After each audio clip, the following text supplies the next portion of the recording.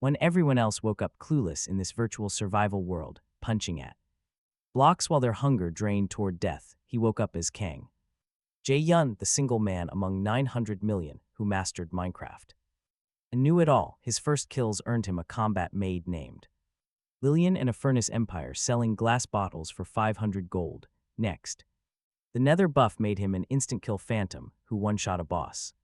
With 500 health that everyone swore was untouchable, the rookie they expected to die first was actually the master. Smash that like button and subscribe so you do not miss the next part. The channel grows when you do, but none of this happened overnight. It all started the day it broke open in the year 7959. Blue Star choked on its own poison. Extreme pollution meant the surface could no longer keep anyone alive. So the government decided to migrate every single human on the planet into a virtual world, a place experts swore was infinitely large and fully stocked with everything needed to survive. But the scouting was rushed, leaving almost nothing confirmed except one incredibly bizarre detail. This world did not behave normally. Its mechanics, the official briefing said, resembled a hyper-realistic survival game. Reading all about this in the morning paper, he felt a dull ache behind his eyes. The part nobody wanted to admit was that today was the day the migration happened, and his own timing for getting dropped into a body on this dying planet could not be worse. So much for transmigration. He had lived long enough to think he understood how the universe worked, and then it handed him a collapsing world. If fate was going to yank him from his old life, he thought it could have dropped him somewhere decent, maybe an ancient era, where he could pass off famous poems as his own, or a cultivation world,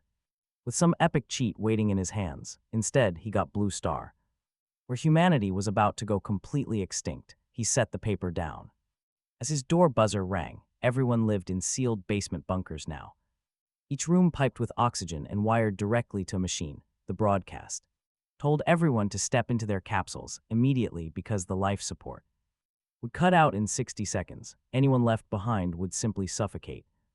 That was the only choice. The migration would soon teleport all 900 million of them in a minute, leaving Blue Star completely empty of any human life. He felt his nerves tighten up as he crossed the room. Even if he came from another world, he was human, and their entire future hung on the next 60 seconds. He slowly closed his eyes and stepped inside the machine that looked like a time capsule. The glass cover lowered and sealed him in. The timer hit 0 and the oxygen cut out on the dot. A blinding white light swallowed everything in front of him, while a voice murmured in his ear that space was teleporting, data was loading, and his mental values were normal. His cardiopulmonary function was normal. His breathing was normal. His mental connection established. Then the light faded and he landed softly onto a patch of grass, opening his eyes to a blue sky stitched with clouds.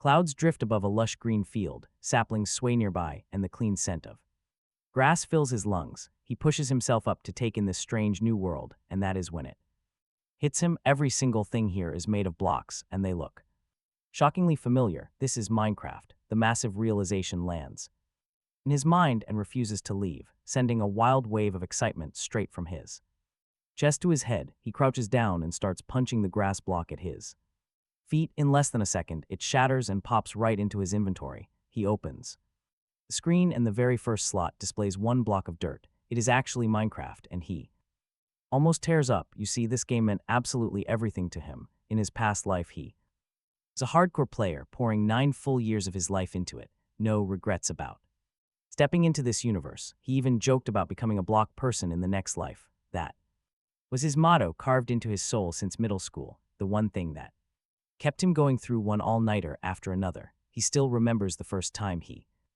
crafted a basic torch, the first time he defeated a zombie and hid under his bedsheets in fear, and that unforgettable moment he mined his first iron ore, feeling a deep, lifelong joy. Over the years, the game only got better as he grew up. Graphic updates, texture packs, custom shaders, and endless mods piled adventure onto adventure. Then, during those 9 years, he actually met his future wife on a multiplayer server. They chatted and built a survival world together. 2 little red beds side by side, a small house, green field, a pasture, and a beautiful life spent mining, farming, and fighting monsters. Side by side, they fell in love and married in-game before eventually meeting offline to marry in the real world. This was never just a casual game to him, it was his youth, his nights, and his escape. He had dreamed of a world just like this. Now he is standing right inside it. He looks out toward a distant oak forest, his bubbling excitement taking over as he runs straight for the nearest tree to start punching. Suddenly, a system notification blinks in the corner of his eye, announcing that another player has entered the server and the global chat channel is now open. The chat is already a massive flood. Strangers are shocked that the experts actually got this right for once. They ask what these blocks are for, comparing their locations as one lands on a grassy field filled with cows and sheep, while someone else spawns in a barren desert. Everyone is panicking, feeling like they have been dropped into a dangerous wild forest. Then, someone points out the tiny food and water status bars, noting that their hunger and thirst are already slowly dropping. He reads through the chaos, and a cold realization washes over him. Not a single soul here has ever played Minecraft. This world is known as Blue Star's Virtual Frontier, not the classic game, which means every single survivor is completely lost, blindly fumbling with basic blocks. They do not understand. Out of 900 million players, he is the only one who knows the secret crafting recipes. That thought ignites a fire inside him. If he is the only person who knows how to build things, he can literally do whatever he wants in this new world, build any masterwork, rise as high as he pleases until his legendary name echoes across the entire land. But first things first, in this world, there is an absolute rule for survival. You punch a tree because all life begins with harvesting wood. Right now he has absolutely nothing, a literal caveman. If he does not prepare immediately, he will either starve to death or face ravenous monsters before nightfall. He punches down 2 solid oak trees, turning the logs into usable planks, and he crafts a crafting table from 4 planks, then cuts them down into sticks to make a wooden pickaxe, digging straight down through a few layers of grass until raw cobblestone finally shows up. Seeing it gives him an unexpected thrill. After 9 years playing this game, this is his first time actually living it, smelling flowers, feeling the sun, hearing insects. His hands genuinely touch the blocks and shape tools at a real crafting table. No game has ever felt like this. He minds a neat staircase, tidy and easy to climb, since messy caves always bothered him. After gathering half a stack of cobblestone, his wooden pickaxe is nearly broken, but he has no intention of babying it. With steady stone, he can step straight into the Stone Age. He crafts a stone pickaxe, a stone axe, a shovel, a hoe, and a sword. And looking at that clean matching set in his pack, he feels real accomplishment. The trees he felled finished dropping their leaves, leaving 2 oak saplings and a single apple. He kicks the apple up, wipes it on his shirt, and bites in sweet juice bursting across his tongue with a crispness that nearly stops him cold. It is the best apple he has ever eaten, far better than his old life. Chewing slowly, he notices it restores 1 point of hunger and 1 of thirst. In the game, an apple always gave 2. The mechanics here are harsher, meaning food is a nightmare alongside monsters. Night falls, it will be brutal.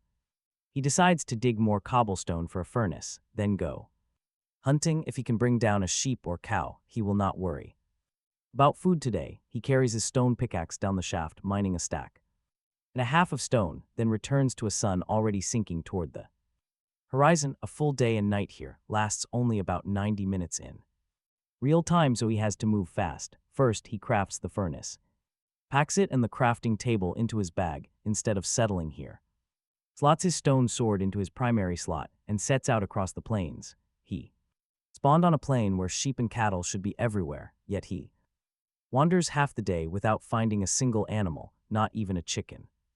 Other players, though, are everywhere, and compared to his steady survival, they look completely lost. They pluck flowers, dig up random dirt, and splash into the river with no idea what it is all for. The world chat fills with hunger cries, someone down to 5 points and starving, another wondering if leaves are edible, someone trying to drink straight from the river and finding the water undrinkable, begging the Federal Association for answers. The association's reply is thin to the point of insult.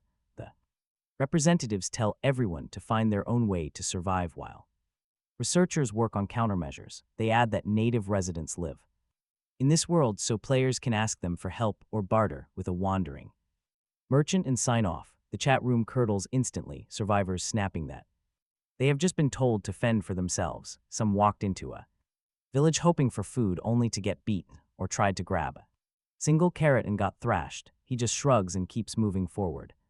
He kept walking. If he did not know the recipes or where to find food, he would be just as lost as the others, so he could hardly blame them. None of this was his concern, though. He understood this world better than anyone else alive. The sky kept darkening, and for the first time, a real edge of danger set in. This world ran a bit differently from the game he knew. He could not be sure a single stone sword would hold off the zombies at night. To stay safe, he would not hunt outside after dark, meaning he needed to gather enough food before sunset. He searched the plains again, hoping to find a cow or sheep to butcher, but once again found absolutely nothing. The spawn rate here was clearly way lower than in the game. Otherwise, animals would be everywhere. Chopping trees for apples would have to do. He located a small oak grove and began chopping relentlessly. 7 trees later, his hunger and thirst levels both dropped to 5 segments. Apples alone could not keep up. Since each one gave just a single point against everything, his hard labor burned. But he had no better option for tonight. He let the leaves fall naturally to save time, crafting the logs into planks. He built a basic 5x5x3 matchbox house. Monsters were coming, and a basic stone sword was no guarantee in this terrifyingly realistic world. By the time he finished, the leaves had dropped, and those 7 trees yielded 10 saplings and 5 apples, a generous drop rate, but still not enough. He wiped the apples clean and ate 3. The taste was just as astonishing as the first, crisp, huge, and sweeter than anything he had ever known. His hunger and thirst climbed back to 8 segments. He would only lose strength below 3, but the realism here made him feel hungry by 5. He felt genuinely starved, meaning he had to keep eating to push the sensation back. He placed the furnace and crafting table inside the shelter. By then, total darkness had fallen. He had no coal and no light source. Feeling around in the pitch black, he fed the fresh oak saplings into the furnace to burn. A faint glow filled the room, reminding him that both saplings and logs could make charcoal, and charcoal, just like coal, makes torches. He burned a few pieces, crafted 8 torches, and placed 4 in the corners. The entire room lit up bright. There is always a deep satisfaction in looking at something built with your own hands. The intense realism of this place made it sweeter than any game ever could. That satisfying feeling lasted only until he heard the low, guttural growl of zombies right outside. They had arrived as he expected. He was preparing to go greet them when a scream pierced the night, and nearby, several terrified survivors were running from a swarm of flesh eaters. One poor guy got bitten on the backside before even pulling his pants up. You can't make this up. Scattered in absolute terror, one timid girl begging the others to wait. He poked his head out, finding this chaotic scene strangely funny. They were definitely not the only ones running for their lives. The global chat channel had completely erupted with desperate users demanding to know why nobody warned them about monsters, begging the representatives to step in before they were all slaughtered. Finally, the representatives offered some useful advice. Anyone helpless against zombies could seal themselves inside a box of blocks because monsters cannot destroy them. The crowd turned on them instantly for not saying so sooner, while the representatives only admitted they had just figured it out too. By morning, half of those people might not even be human anymore. The zombie attack completely broke them. They had come from a high-tech blue star straight into a primitive nightmare, exhausted by a single day only to be hunted through the night. The gap was just too wide for them to accept. They complained constantly, asking how this differed from the literal apocalypse. By morning, 4 hearts were lost in a quick brush with a zombie. Someone pointed out grimly that at least the monsters all moved at slow, predictable speed and could never outrun a human. Another person noted that you could easily hide, but hiding did absolutely nothing for those down to 2 points of hunger. The chat channel had absolutely no comfort left to give. People raised in a world that had never known starvation had absolutely nothing to say to each other anymore. He typed 8 words into the chat and sent them. He said this was survival of the fittest, natural selection. The reaction, pure fury. Strangers screamed that he was preaching the law of the jungle at them. They insisted they were modern humans who should not be expected to live like this, and that this Kang Jay Yun was all talk and would not last 2 days. He read the pylon and shrugged. He told them they were residents of this new world now, not modern citizens. Those who adapted would survive, and those who could not would Perish, then he stopped wasting words on a crowd of keyboard warriors and drew his stone sword to listen to the zombies outside. The apples he had stored would not carry him through the night. Back in the game, he had often eaten rotten meat when nothing else was around. The monster flesh here would surely do in a pinch when survival demanded it. He did not mind sacrificing his sense of taste. A man cannot run on an empty stomach. His hunger had already dropped to 5 just from typing on the chat. At that burn rate, no wonder people were starving too.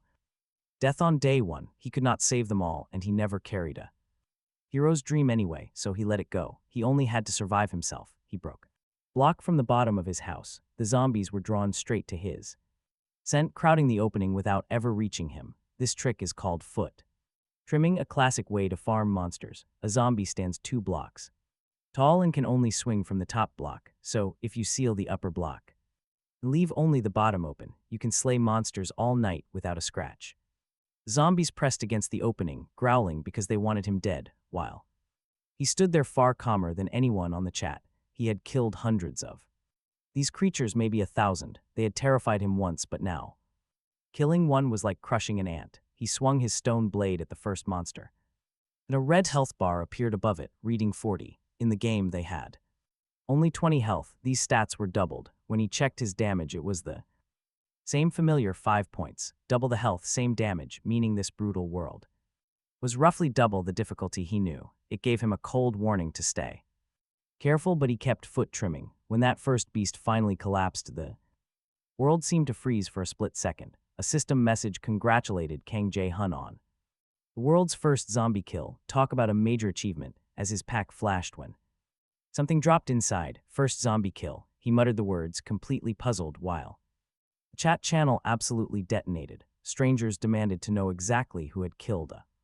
Some swore they had hit a zombie only to watch it instantly heal. They accused Kang Jay Yun of cheating, but others snapped back that nobody could cheat a world that was no longer a game. They marveled that someone actually killed one of the monsters chasing them, connecting his name to that survival of the fittest message, and grudgingly admitted that maybe the loudmouth had the strength to back it up after all. Of course he did. That first kill did more than annoy them. It gave them hope, because if a human could kill a zombie, then humans were not helpless. Everyone kept asking how he had done it, how a bare-handed punch did nothing to a zombie while he cut one down. He had no time to answer. He saw a new line on his panel, gold coins, and the kill had pushed him to 5 gold. He did not know yet what gold was for, but if killing monsters gave coins, then somewhere in this world there had to be a place to spend them, a marketplace, which was something the original game never had. He filed it away to research come daylight, then opened his pack to check the reward. It was an egg, something he had never seen in survival mode, with a tiny manual beside it that said only 3 words, Maid-chan, and nothing else. A book with only 3 words. He held the egg up, turning it over, remembering that the game had made eggs, zombie eggs and skeleton eggs, all locked to creative mode. He had barely touched that mode, though he at least knew how an egg like this was used. He threw it down, and a cute little maid appeared in front of him. He checked her information, and it was completely different from the maid mod he remembered. Her panel listed her owner's name as Kang Jay Yun, which meant he would not have to tame her with cake or feed her candy, and where the old mod's maids could only fight or hold torches, this one could do anything. Marriage, children, apparently not off the table. Her functions were so complete, she was indistinguishable from a real person with a consciousness of her own. She proved this when she tilted her head, having already noticed him staring, and asked her master why he was looking at her like that. Her voice was sweet, and that single word, master, sent something warm right through his chest. He asked whether she had a name, and she answered that she did not, then asked obediently whether her master wished to give her one. Surviving alone was always going to be lonely, and he had worried about adjusting to this world with no familiar face, but with her beside him that were eased. He told her she would be Lillian from now on, a random name, and she nodded, satisfied, her 2 big round eyes fixed on him as she asked what he needed her to do. He told her to help him kill zombies, crafting her a stone sword from a stick and cobblestone at the workbench, showed her how to use footwork, and she copied him at once. To his pleasant surprise, the gold from the zombies she killed dropped straight into his account. This meant he could finally hand off the tedious grinding and use That time for other things, the arrangement lasted all of a few minutes. Before Lillian stopped, blinked up at him, and announced pitifully that she was hungry. Her sweet voice broke him. He asked whether she actually needed to eat, and she chirped that, of course she did. Maids have hunger and thirst too. He instantly regretted everything. Could he even put her back in the an egg? Food was already scarce. He could barely feed himself, and now there were two. He dug out 2 pieces of rotten flesh to offer her, but disgust instantly flooded her face. She declared she would never eat rotten flesh since it would poison and kill her. Then she pouted on the verge of tears, asking whether her master no longer wanted her, or if he wanted her dead. He honestly wanted to stuff her straight back into the egg, but he kept quiet. He assured her that of course he wanted her. He simply had no idea maids could not eat rotten meat, so he put the flesh away. Instead, he handed over his last 2 apples, which she quickly snatched and devoured. Clean, what a total spendthrift. He needed those apples to survive the night, only for a hungry maid to show up at midnight and eat them all. With his hunger hitting 4, he forced down some rotten meat. The taste was absolutely foul, like chewing on a leather shoe, rotten and barely swallowable. He got it down, stared at the apples in her hands, and nearly wept. Was it really too late to stuff this maid back in her egg? Obviously, he could not.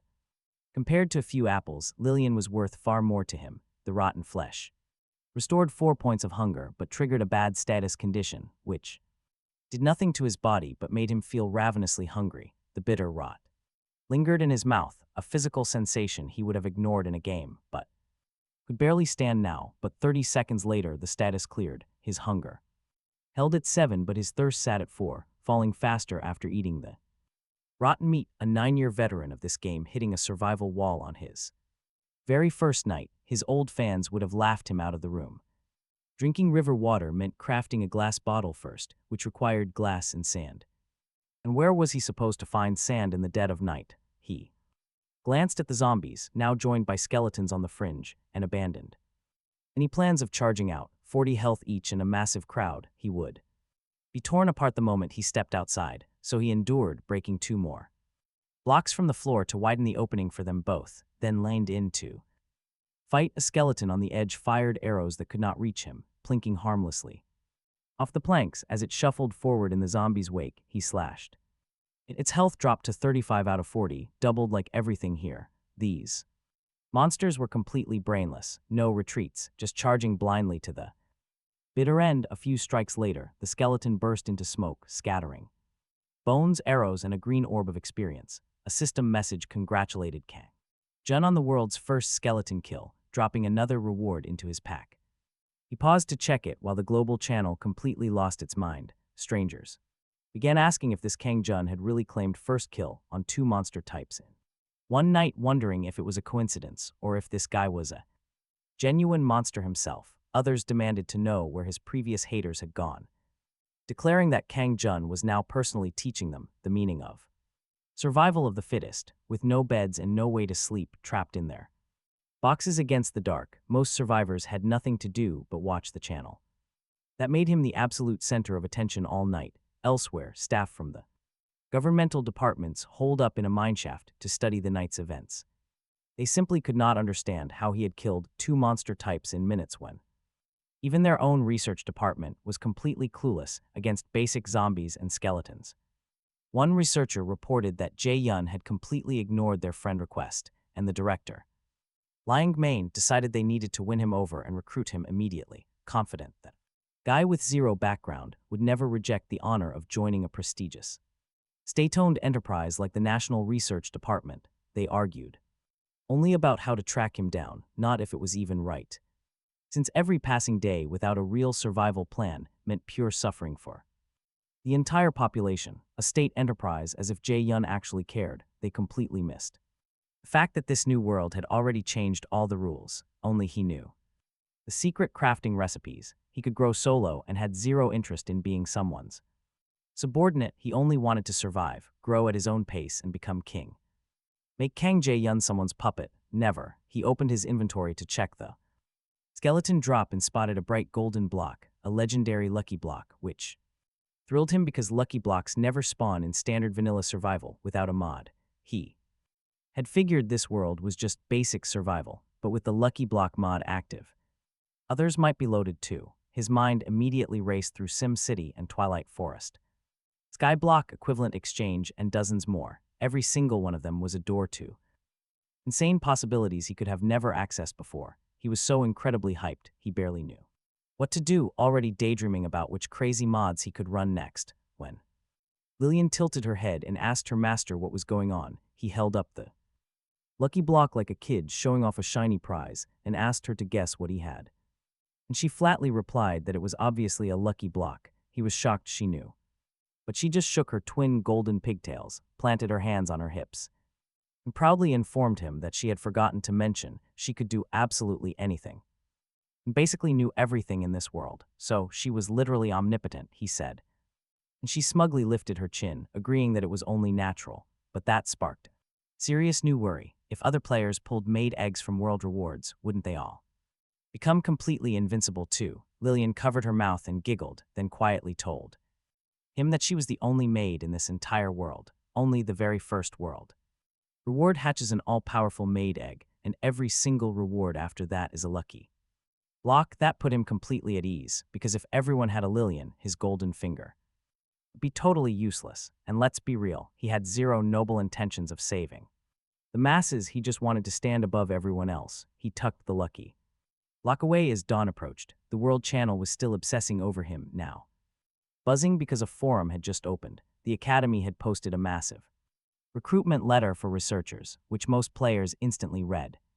As the research department panicking because they couldn't solve the survival crisis on their own, word quickly spread that they had tried to recruit him, but he had totally ignored their request, splitting the entire community. Some were certain he would accept the honor of a stay-tone position, while others betted that a guy who preached that only the strong survive would never bow down to the Academy at all. Jay Yun clicked on the letter, found it completely hollow, and felt absolutely nothing. He didn't care about their massive backing or resources.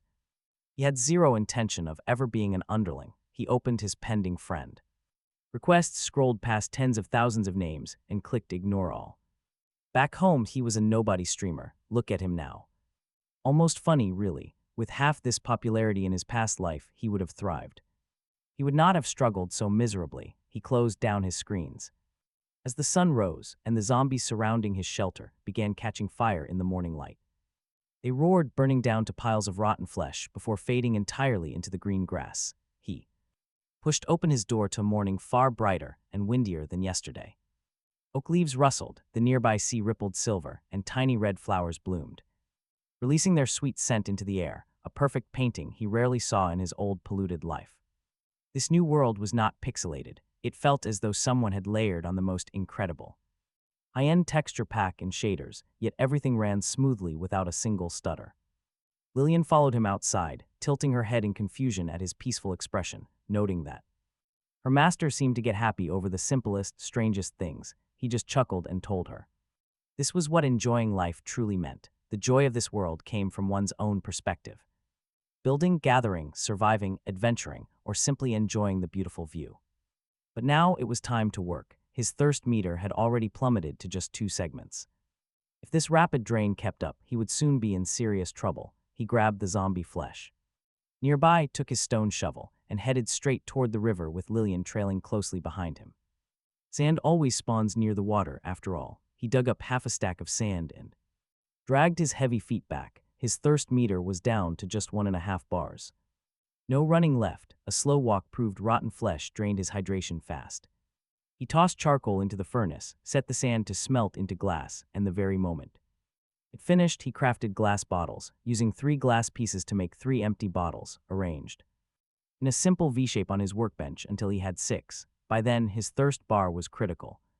Down to a single point. Head swimming, he staggered back to the river, filled a bottle, and drank it down in a single gulp. The water tasted incredibly sweet, though maybe that was just because he was so desperately dehydrated. He quickly gulped down a second bottle until his thirst was fully satisfied. And let's be real, who could ignore those hopeful eyes? Lillian came over, watching him closely. So he handed her a bottle to let her drink from the river, just as he had.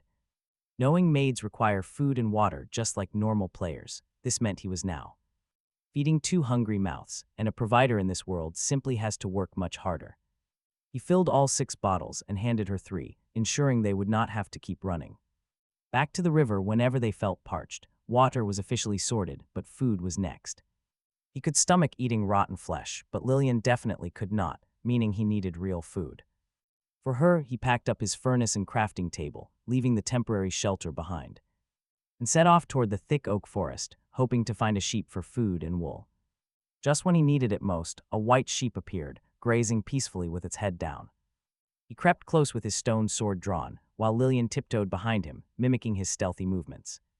He suddenly lunged and slashed, instantly dropping its health to 3 points out of 8. Animal behavior had not changed here. As the sheep bolted, he gave chase and finished it. Off with a final, decisive strike, it dropped 1 wool block and 2 pieces of fresh mutton. He snatched up the food eagerly. Wool could always wait, but his empty stomach could not.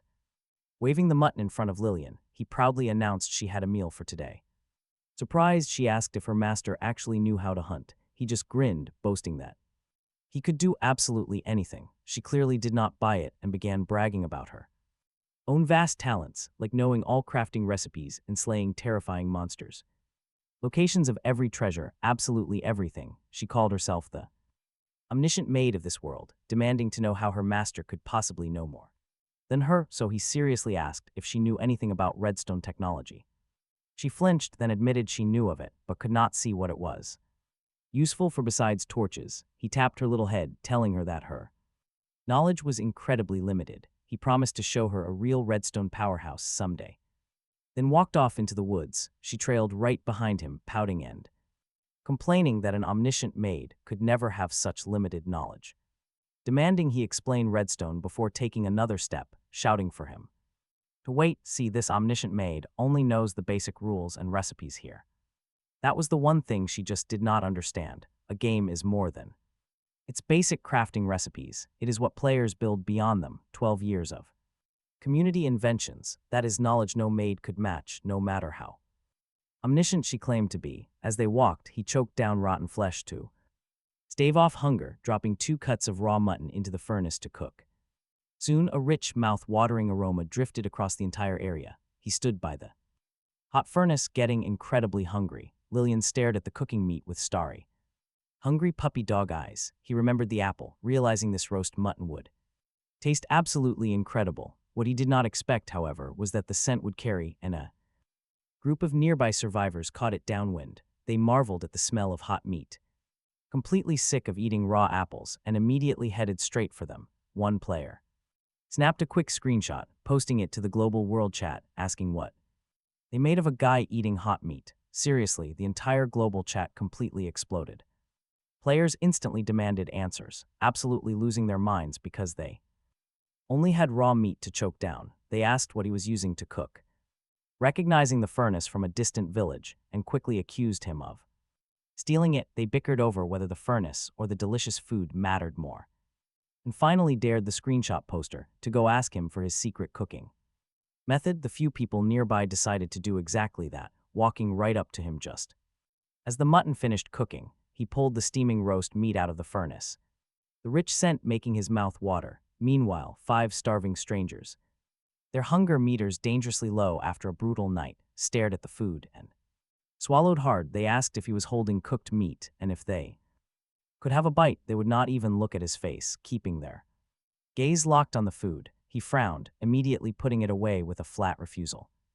This mutton was for Lillian. He was not even eating any himself, let alone sharing with random strangers. The group instantly realized they had crossed a line, knowing food was currently the most valuable resource. As he packed up his furnace to leave with Lillian, they panicked and crowded around him, insisting they did not want his meat. They only wanted to know where he got the furnace, pointing out they were all new arrivals who could help each other down the road. Their peaceful attitude softened his guard a bit.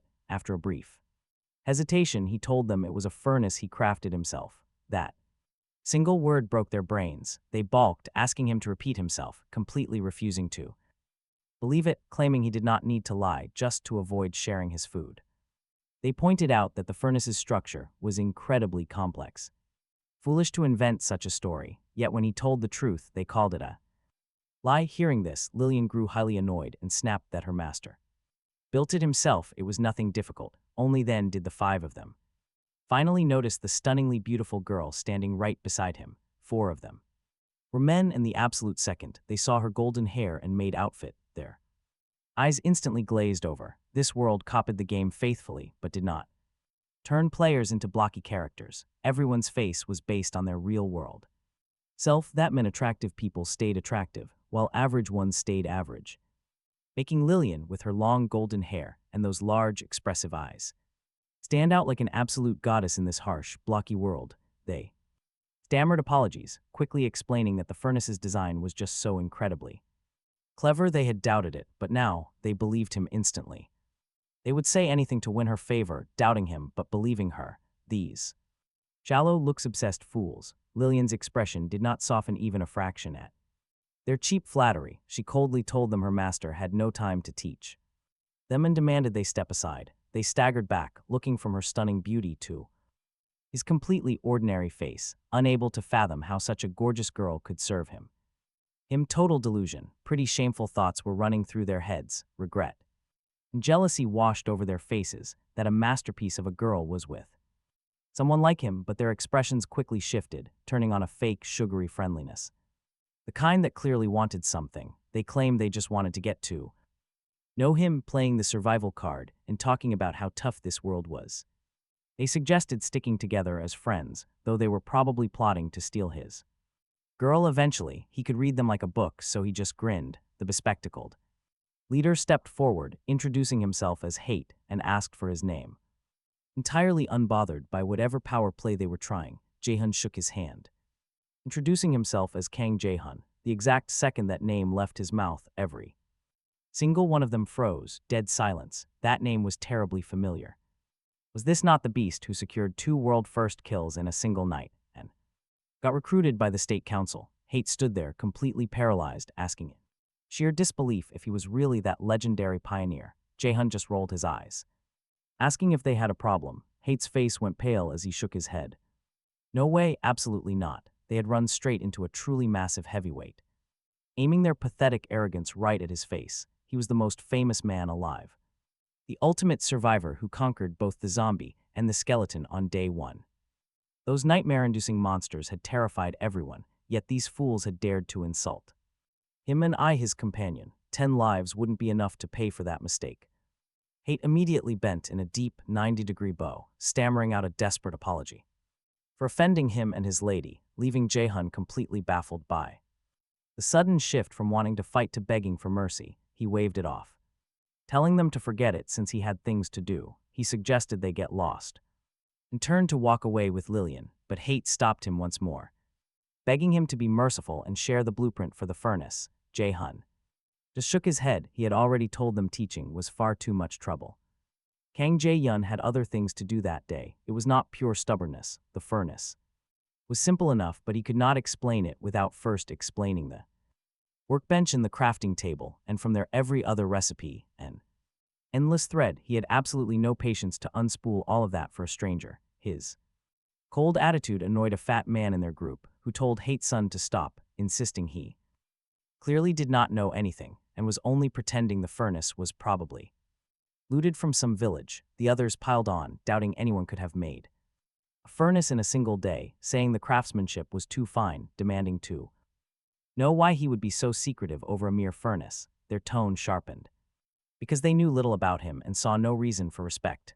2 unexplained world-first kills were impressive, but not enough to make them grovel, and they had never actually watched him kill anything, so they wrote it off as pure luck. Blue Star had raised them on the idea that everyone is equal, taking survival of the fittest as mere bluster. Most of them still believed this was the old world where everyone stood on level ground. Not yet realizing that the rule he had spoken would become the law by which humanity lived. Hate-sun had already realized it, though. He had agreed with him from the start and shown it in his actions, and everything. The 2 first kills, the roast meat, the furnace, told him Kang Jay Yun was extraordinary, having integrated into this world far faster than anyone else. This was not some temporary test to endure, but a place they would live for the rest of their lives, and the sooner a person adapted, the more they would gain. He told the others to shut up. If Kang Jay Yun did not want to explain, they should not force him, and they should simply leave. the fat man only grew angrier, sneering that Hate Sun was already calling him by name, that he had not realized what a bootlicker the man was and how disgusted he felt. The others questioned if he was even Kang Jay Yun, claiming they came in peace only to be met with arrogance, so they would not just leave, but Hate Sun snapped at the fat man to shut his mouth because whatever else happened, he would not make an enemy of him, but the fat man had no such sense, planting himself in place, declaring it was just a furnace recipe. If he knew it, he ought to publish it, since 900 million people worldwide were starving and he could not hoard it all to himself. That was the line that finally got under his skin. His temper had always been even, never blowing up unless pushed, but this crossed the line. His crafting table, his method. Why should he publish anything? If he chose to share, it was pure kindness, and if he chose not to, no one had any right to fault him. Lillian felt the shift in him at once, her eyes darkening as she pulled her stone sword and flickered to the fat man's side like a ghost, driving the blade toward his chest. He screamed and crumpled, clutching his body and writhing in agony. Because this was no video game. This was a brutal reality, where pain was completely real.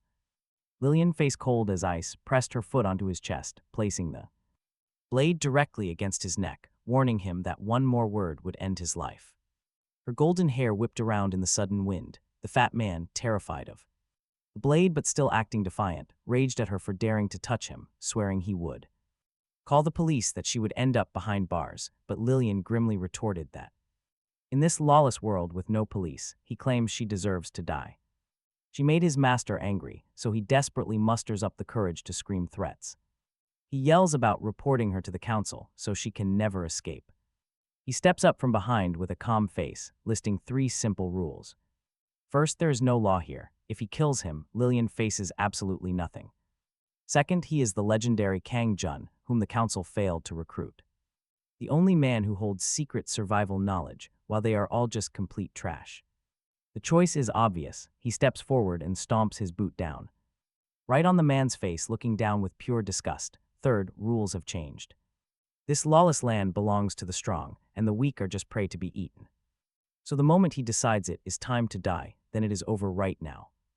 These heavy, absolute words freeze the fat man, keeping him completely silent. But he recovers quickly, sneering that Kang Jun must be absolutely insane to threaten him. He thinks he can lord over everyone just because of some lucky achievements. Standing his ground, he challenges the guy to try and take his life. Glaring up with pure rage, he challenges him to actually do it. Kang Jun merely frowns. The next split second, the man's head is completely severed. Honest to God, Lillian's speed is so unreal that absolutely nobody saw the strike coming. Just like that, his severed head falls to the grass, completely detached from his neck. Blood pools on the grass. The remaining 4 turn pale and shriek in pure horror. They scramble back from Lillian, trembling before this incredibly beautiful, yet terrifying woman who just took a life without even blinking. Her expression does not change at all. She calmly wipes the blade clean on the dead man's clothes, kicks the body aside, and sheathes her sword as if nothing happened.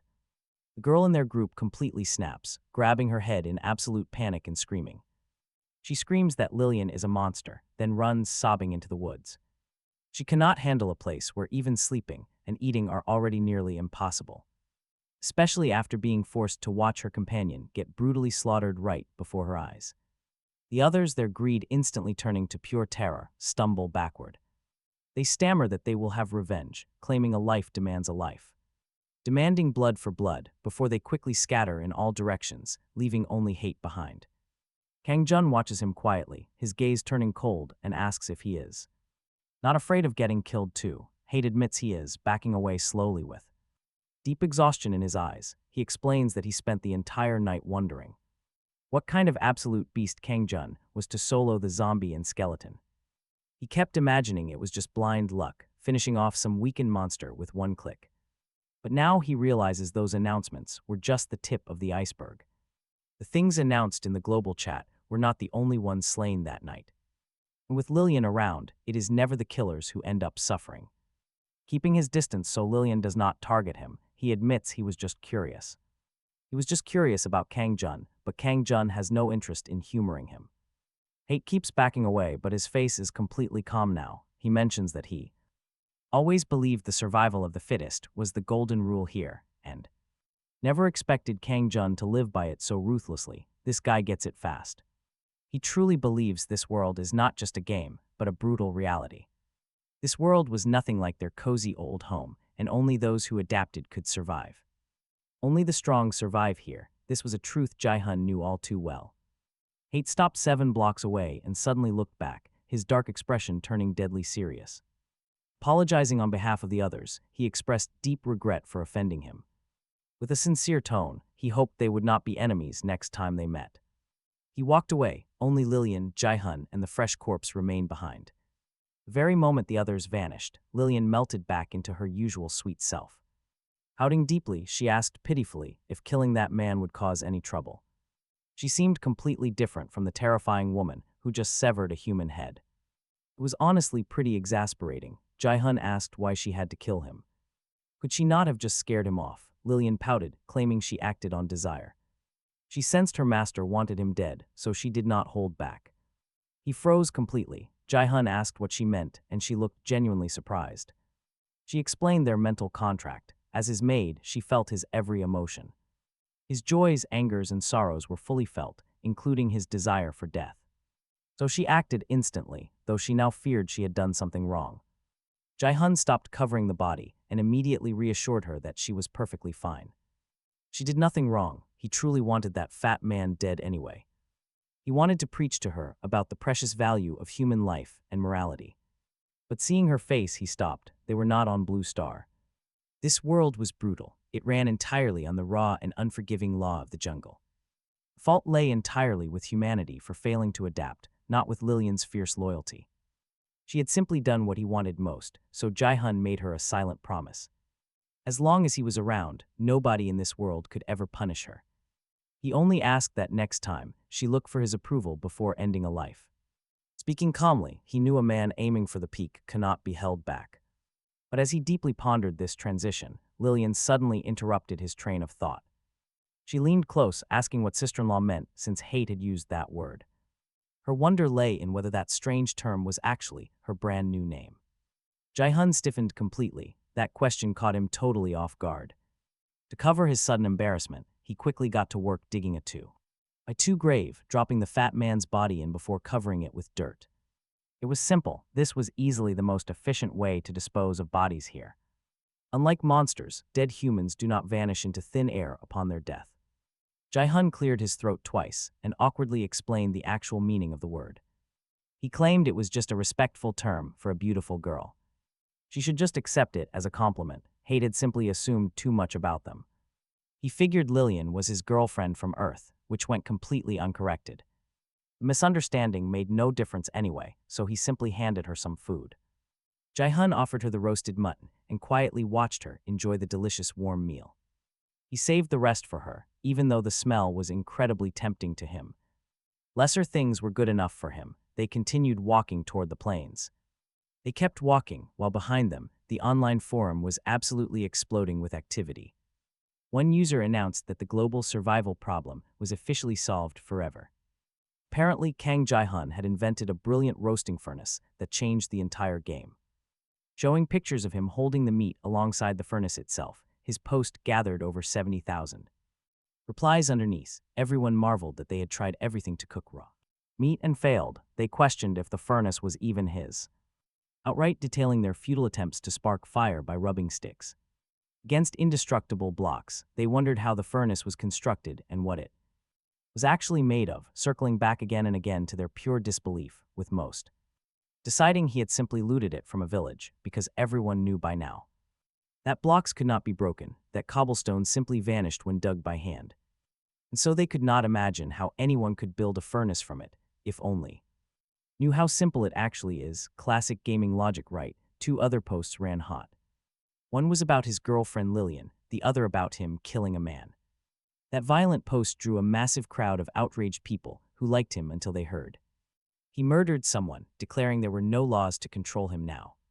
Demanding to know if anyone would act, warning that if he went unchecked he would turn the world upside down. The Lillian post was totally different, drawing a crowd stunned by her beauty, swearing no Blue Star celebrity could compare, weeping with envy that a plain-looking guy like him had found a girl Like that, but he let none of it touch him. For the killing, he did not believe anyone would truly dare to cross him. If someone came to crush him with Blue Star's old laws, he would not go soft. Lillian was his maid, and he would protect her to the end. He closed the forum and wandered the plains with her until a small village came into view, which delighted him because villages were common on the plains, making stumbling onto one easy. The only difference from the villages he knew was that the moment they approached, several villagers came at them holding stone hoes, snarling that another thief had come to steal, ordering them to get out or face a beating, shouting they had no food to spare, and calling them beggars who only wanted to steal instead of work.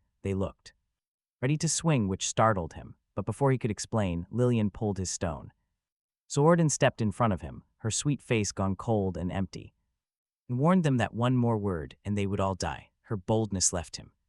Staring, these villagers carried stone hoes, which deal damage not far from a stone sword, and there were 4 against her 1, so for once she would be at a massive disadvantage. He moved up to stop her and then watched the 4 villagers drop their tools and bow their heads in respect, apologizing to the lady maid, saying they had failed to recognize her standing right behind him.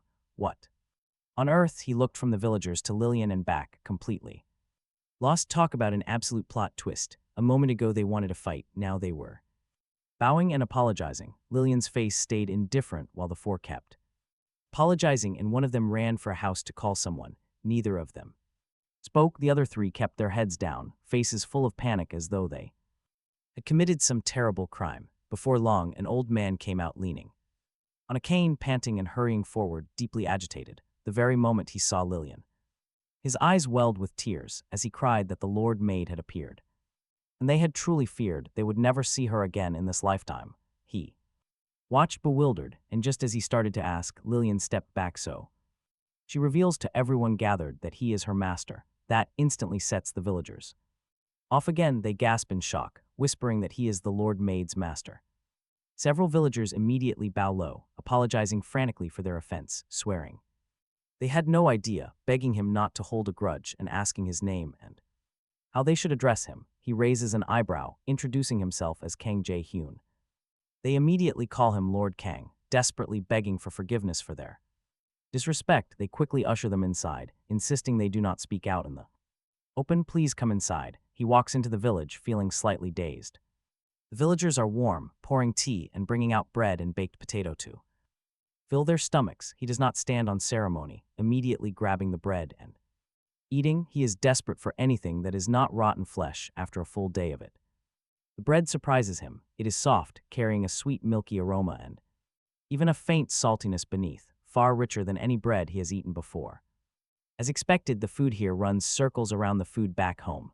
1 loaf boosts his satiety up to 8 bars, so he follows it with the baked potato, which carries a wonderful charred aroma over a soft, sticky, sweet interior. This completely shatters everything he thought about potatoes, since he never even liked them, but now finds himself in love with the thing. After the potato, his satiety is full, and he drinks tea until his thirst is fully quenched, only then stopping, with food and drink finally settled. He asks Lillian why the villagers call her Lord Maid. She gently bites into her bread, explaining that about 10 years ago, before she entered Maid Egg, a massive zombie invasion hit, and she alone had held them all off, saving a great many lives. Now, villagers everywhere know her and call her Lord Maid. She shares this calmly, never viewing herself as a savior at all. Amazed by her past, he asks how a single person could hold off all those zombies, but she only smiles, waving it off as ancient history. So he lets it drop, glad her reputation got them safely inside. Behind that soft face lies a power he has yet to see. Turning to the old man, he asks if he is the village chief. The elder respectfully confirms that he is, showing absolutely no trace of condescension. He explains that he came to borrow some potato and carrot seeds, promising to return them once his crops start growing. He asks politely, because even though he originally planned to simply rob the villagers, discovering they are Lillian's old friends has changed his mind, though if they refuse, he will still plunder them. The chief rises from his seat in excitement, insisting there is no need to return anything. It is an honor to help Lord Kang and the Lord Maid, and he quickly orders someone to fetch the seeds. A villager soon brings 10 carrots and 10 Potatoes, the chief frowns at the small pile, asking if there is more, ordering them to bring everything in the warehouse. But when the villager reveals that is all of it, a deep sorrow crosses his eyes. He sighs and apologizes that the harvest has been poor and food is tight, meaning this is all they have right now. He reassures him it is more than enough, accepting the carrots. And Potatoes, privately shocked that this little village is so short of food. Only moments ago, he was seriously planning to rob them if he had taken everything. Many of those villagers would have starved. The chief frantically waved his hands in a panic, calling it their honor, but the young man promised him seriously that he would repay it twofold someday. It was a real promise. Solving his own food issues would have been easy, farming crops or hunting animals, but he did not want food to be his main priority while trying to settle in this world. Moving around constantly to hunt or farm burned too much energy, making it hard to stay ahead of the drain. Trading directly with the village for carrots and potatoes was simply more efficient, letting him build up a proper farm slowly. He pocketed the potatoes and told the chief they had other chores and would not trouble them further. When the chief asked them to stay longer, he waved it off, thanked him for the potatoes, and turned to leave with Lillian following behind. The chief watched them walk away, smiling to himself that this time the maid had followed a good person. Once outside the village, Lillian's face softened back to her usual lovely self. He told her, feeling a bit helpless, that she only behaved when outsiders were around. She replied sweetly that some things were meant only for her master's eyes. Her two golden braids swayed and his face turned red because back in his world that was a total flirt. He decided not to tell her that, laughing it off instead as he led her back the way they came to find a spot near water. Not far from the village was a small pond with an oak forest. Beside it, plains, forest, and water all in one place. He settled on this spot as their temporary camp. Not a house yet, just somewhere to stay, since he did not like crowded places, and let's be real, he had way too much work to do. He dug a 1x2 opening with his stone shovel, carving straight downward, and when Lillian asked what he was doing, he told her without looking back that he was building a house. She wondered why he was digging underground, so he explained that with so many players arriving from their world, anything on the surface was easily stolen, so they would live below. She frowned, saying that if anyone dared to steal their things, she would kill them, but he told her that girls should not constantly talk about killing, urging her to help him instead. Together, they hollowed out a 12x12x4 space under the dirt, cozy enough for two and easy to expand. Then he replaced the top dirt layer with cobblestone out of pure habit. Mismatched layers like stone under dirt always looked uncomfortable to him. He placed the furnace and crafting table in a corner, crafted wooden sticks from planks, and arranged them to make ladders. He set them against the wall by the entrance so they could climb in and out, filling in one block to make a tidy 1x1 entrance. Next, he realized they needed a door. Since they were underground, a normal wooden door would not fit. He needed a trapdoor, crafting it from 6 oak planks. Wooden doors were 2 blocks tall, while a trapdoor was just 1, exactly the right size for their entrance. He installed it and climbed out with sleeping arrangements finally handled. Food was next, but without iron ore he could not craft a bucket. Without it, he could not choose a farming spot freely, forcing him to plant right by the river. He tilled the dirt with his stone hoe, planting 5 potatoes and 5 carrots, while saving the remaining 5 of each for dinner. He had worked nonstop, and his hunger was already spiking. His hunger drops 3 segments. Providers must push harder, even when digging deep underground. He chokes down rotten flesh and hands all 5 fresh carrots over to Lillian. He tells her to eat those first, promising to roast potatoes for her dinner later. She munches them down obediently. He wants a taste, but he resists.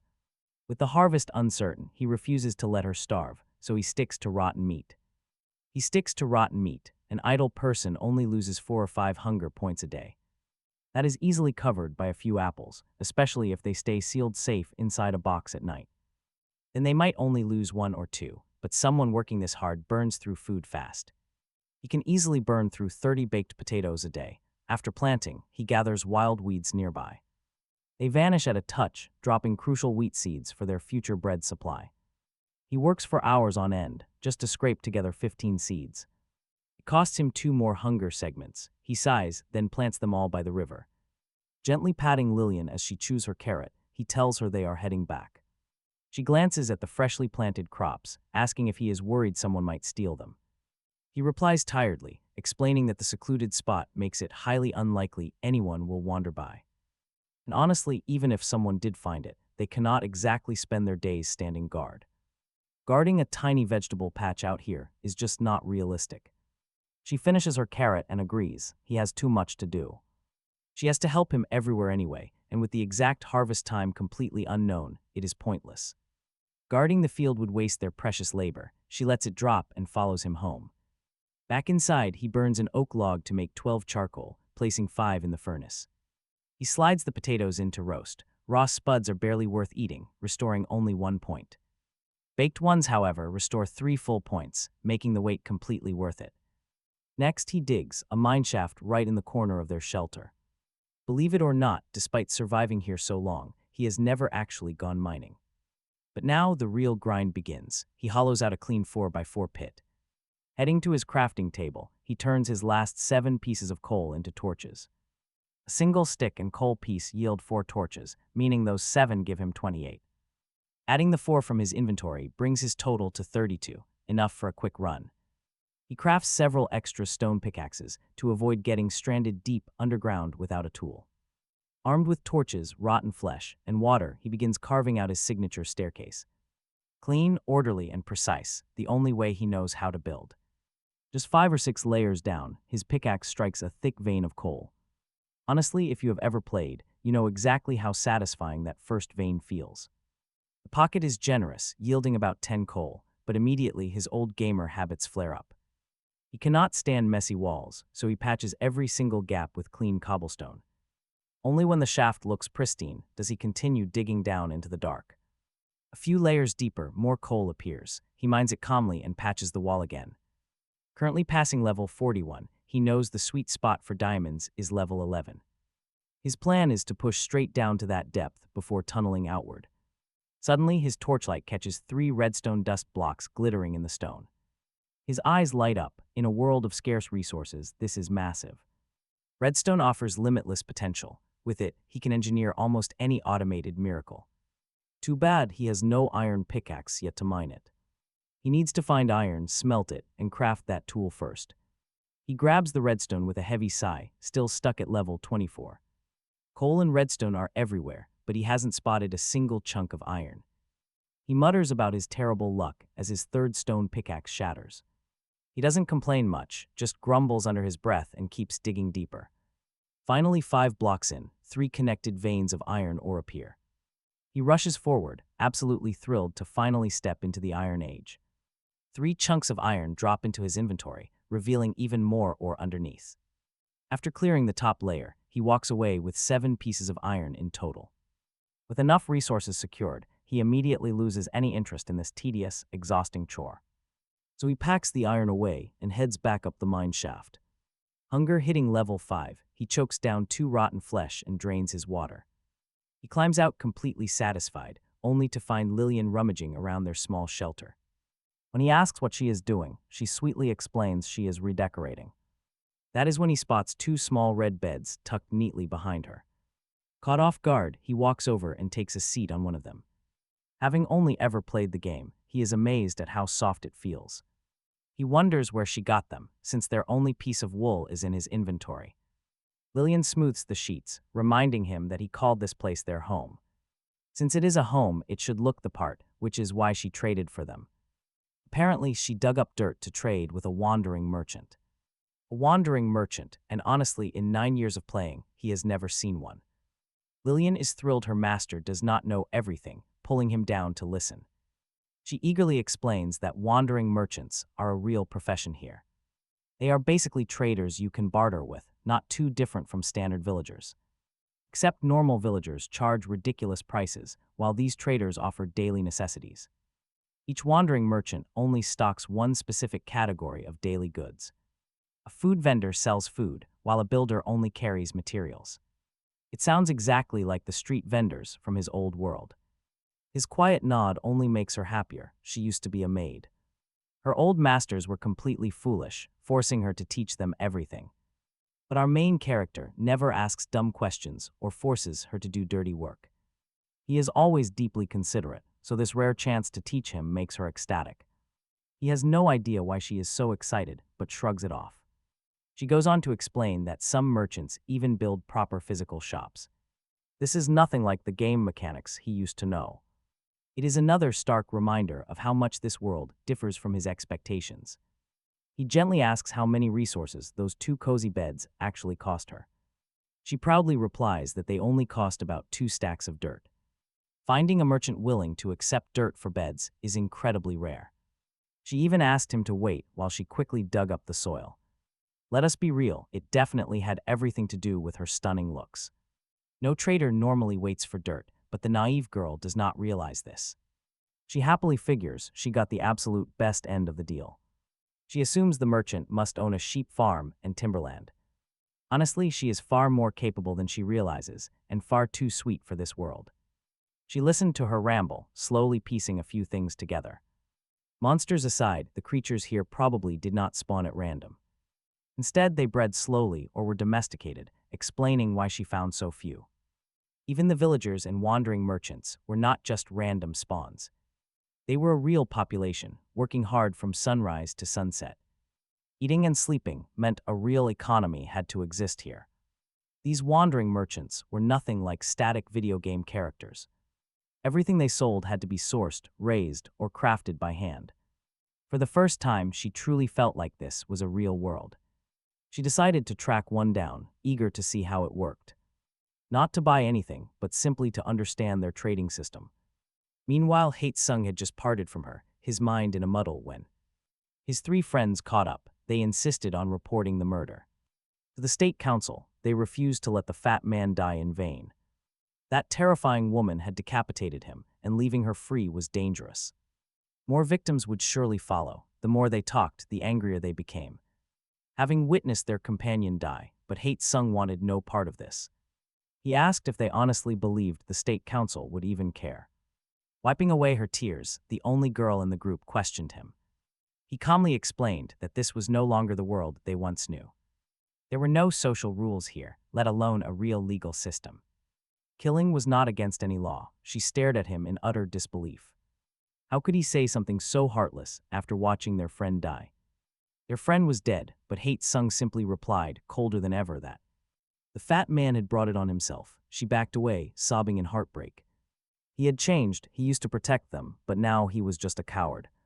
She spat that she never wanted to see him again, then ran off. The boys asked if he truly felt that way. Hate-sung nodded calmly. He did not care what they did, but he refused to offend her. They bid him farewell and followed the girl. Hate-sung sighed heavily. In truth, he had wanted nothing to do with them from the start. Back home, he could protect them. Here, the rules were entirely different. Only survival mattered now. His hunger meter was dropping fast. With only 5 bars left, he set off to find some wild apples. Before long, he stumbled upon a tiny house made of oak wood planks. It had a small front window, looking like a little kiosk. Inside stood a heavily bearded man past 40, wearing a worn brown leather jacket. The man barely opened his heavy eyes when Hate-sung politely greeted him. Choosing to doze with his chin in his hand, he grunted out his price. 1 stack of cobblestones. That single word, furnace, absolutely thrilled him. It was likely the exact kind she used to cook raw meat. Cooked meat meant he could finally eat. He asked about it cautiously. The merchant simply waved him off, clearly annoyed by the question. He snapped that there was no other kind, telling him to buy or leave. Hate-sung desperately wanted to buy it, but where would he find stone? How could anyone gather cobblestone when they didn't even know how to collect simple stone? He had watched rocks vanish every single time he tried digging them by hand. He thought about the furnace and stone sword the player carried, wondering if he traded. If so, how? While he puzzled, the forum filled up. Everyone was busy envying those lucky enough to meet the mysterious wandering merchants. One complained his merchant only sold emeralds, not food. Others debated fiercely. Was trading a stack of dirt for a single bread worth the satiety? Another declared that the ultimate survival strategy was simply to move as little as possible. Taeyang realized. Wandering merchants were common, meaning he didn't need to post about his own encounter. Sharing that his merchant sold furnaces would only get the main character cursed again. He scrolled down. A post claimed the furnace's secret was exposed. They insisted the furnace was not made by him, but bought from a merchant. The crowd eagerly ate it up, convinced he could never craft a furnace himself. They accused him of going crazy trying to show off, demanding real answers. Why did he lie instead of admitting he traded, though a few still wondered? They asked the obvious question of how he gathered the necessary stack of cobblestone. Especially since rocks always vanish upon being dug up, but his truth didn't matter. The players had arrived in this world full of discontent and constant pain. Seeing someone living so well made them desperately look for a target to blame. People always need someone to hate. Things are about to get wild. Meanwhile, assistant in the blue shirt pointed out that the wandering merchant exposed everything. The furnace surely wasn't his, asking the director if they should still recruit him. The director, Liang Min, looked over the chaotic forum with a calm expression. He asked the assistant if he could produce better survival methods himself instead. The assistant lowered his head, apologetically admitting he was not skilled enough. He bowed his head and apologized. That's when Li Xiangmin spoke up. He noted that whether or not the boy made the furnace, his actions spoke volumes. On the very first night, he obtained a stone sword and hunted monsters alone. He gathered rewards no one else could explain, even if he did trade. A trade with a wandering merchant requires a massive amount of starting items. That means 64 items, taking immense satiety to mine. He clearly has food. He has an abundant food source, and to this day, nobody else can harvest cobblestone. Did the assistant really think such a powerful player was unworthy of recruitment? Liang Min closed the forum, declaring that they absolutely had to recruit him. The assistant pointed out that he ignored them, but Liang Min had a plan. The key was giving him enough respect, since the first invite was too generic. No wonder he ignored it, but a public notice naming him specifically would work. A targeted public order would definitely get him to act. The assistant remained skeptical. He argued it wasn't the best way, but Li Xiangmin was determined. You cannot catch a wolf without sacrificing a cub, and they would do just that. Unable to change his mind, the assistant stepped back and let him proceed. About half a day later, Li Xiangmin uploaded the official order online. The forum erupted instantly, with players asking what was going on with this notice. They wondered if he snubbed the first invite, mocking the department's sudden desperation. They taunted everyone who bet that the player would eventually crawl back to them. Many assumed he would surely accept, shocked that anyone would decline the offer. Some loved his bold personality, while others were disgusted that a killer was being courted. Murder was completely brushed aside, dragging everyone back into a heated legal debate. A lot of players argued this world had no social system and no laws to break. Others agreed with his survival of the fittest view, even though they still disliked him. Some hated him, yet others parsed every single line of that recruitment letter. They saw it as pure arrogance, as if his arrival was some massive honor. Users even started placing bets on whether he would actually accept this time.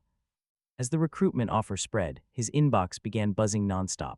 The forum was in chaos. Buzzing nonstop, he finally opened it and snapped, "Are you recruiting your dad?" He just wanted the notifications to stop, having zero desire to deal with any of their drama. But that single, savage reply made the entire arguing community burst out laughing. Honestly, you have to love his complete lack of respect here.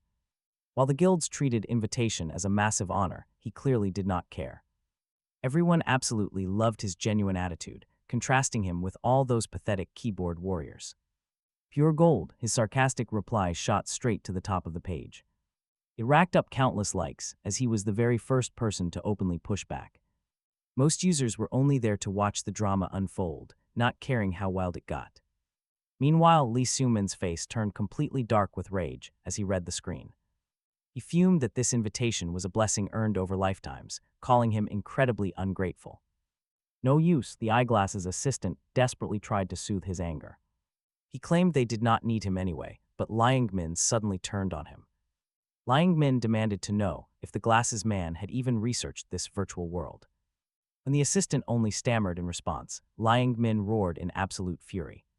He ordered him out, calling them all useless trash, and kicked him from the oak forest house. Scrolling endlessly, his dark expression grew worse with every passing second. Back at the cabin, the main character closed the forum and returned with Lillian.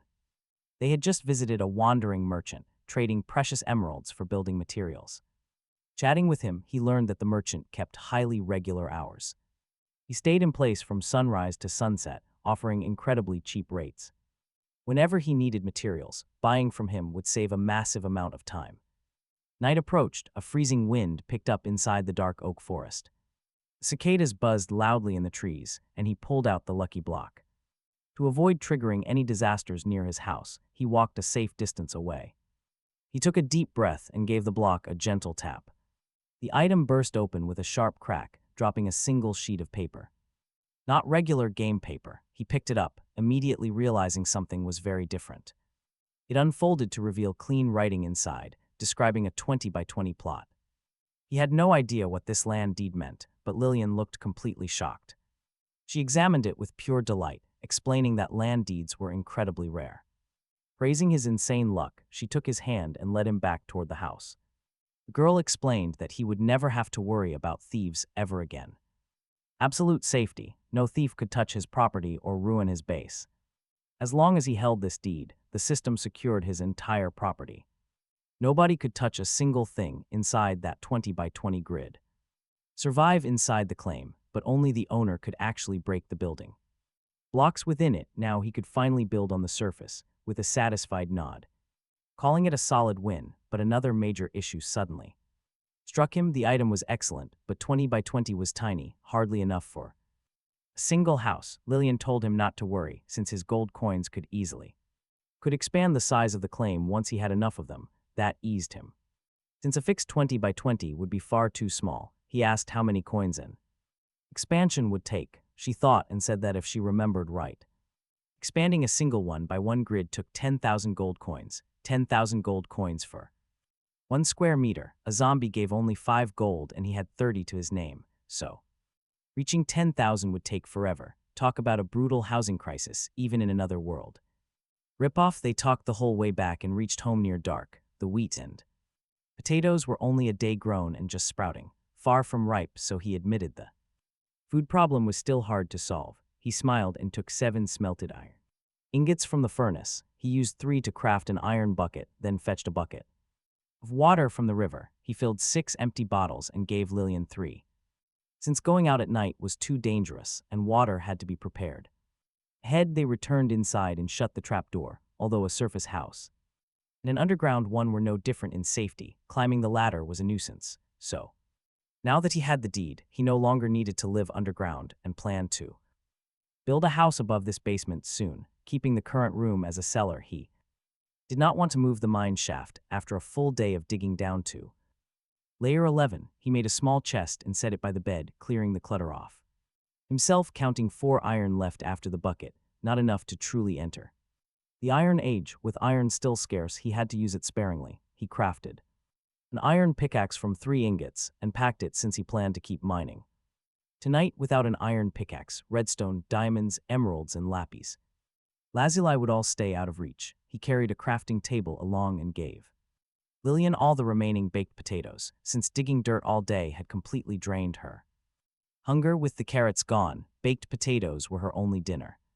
With everything finally ready, he escorted her down the dark shaft. The descent went incredibly smoothly, and he walked down from the top, setting a torch every 7 layers. His compulsion was on full display, though it admittedly looked pleasing. He raised the iron pickaxe, mined the redstone he had spotted before, and quickly filled the gap with cobblestone. Lillian, watching his clean, efficient movements, said with some surprise that he actually knew redstone needed an iron pickaxe. He told her it was common sense. She rolled her eyes, saying it was nothing of the kind and that the others who arrived with him knew absolutely nothing. They could not even collect cobblestone, let alone use crafting tables. He laughed awkwardly and said nothing. She looked at him with a probing expression and announced that he was particularly strange. He asked what was strange about him, and she thought about it, saying he was too smart. He knew so much, leaving nothing left for her to do. He told her that a man who secured the world's only full-time maid could not be all bad, and she conceded that was true. She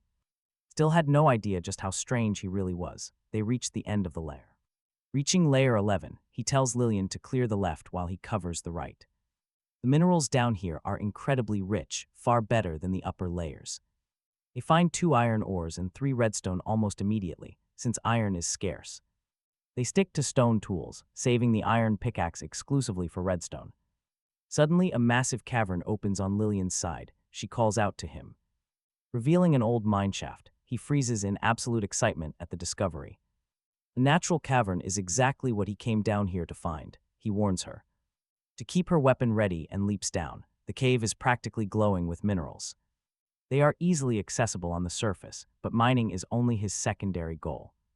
He needs to hunt monsters. That land deed is vital, and a small plot will never satisfy his ambitions. He must collect enough gold coins to expand it.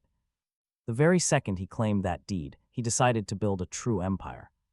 And to do that, he needs cash. Drawing his sword, he enters the cavern and places a torch. The pitch-black cave instantly lights up, showing trickling water seeping through the cracked rock face. Meanwhile, Lillian swings her pickaxe at the coal while he presses forward, lighting up the dark shaft.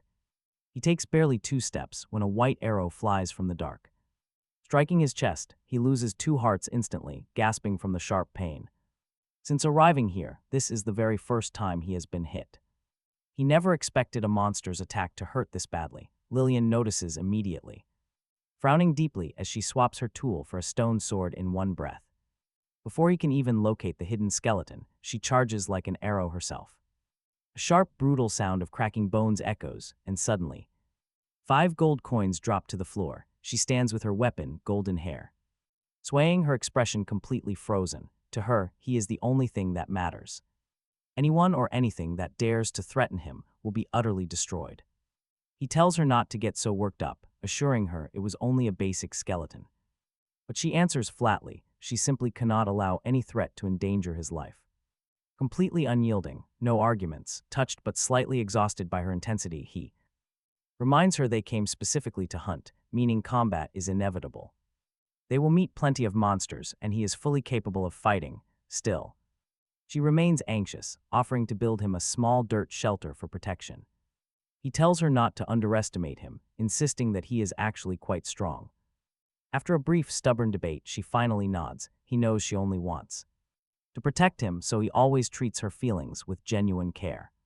Collecting the skeleton's dropped bones and arrows, they push deeper into the cave.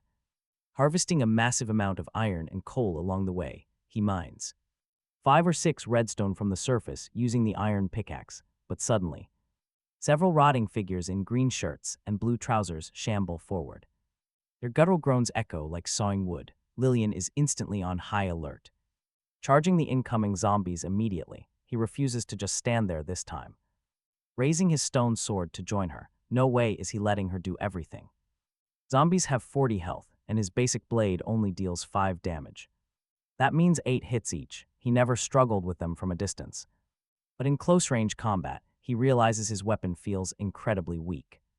Knockback means the moment he strikes one zombie, another immediately steps up to take its place. One after another, they swarm him, then a zombie manages to land a nasty scratch.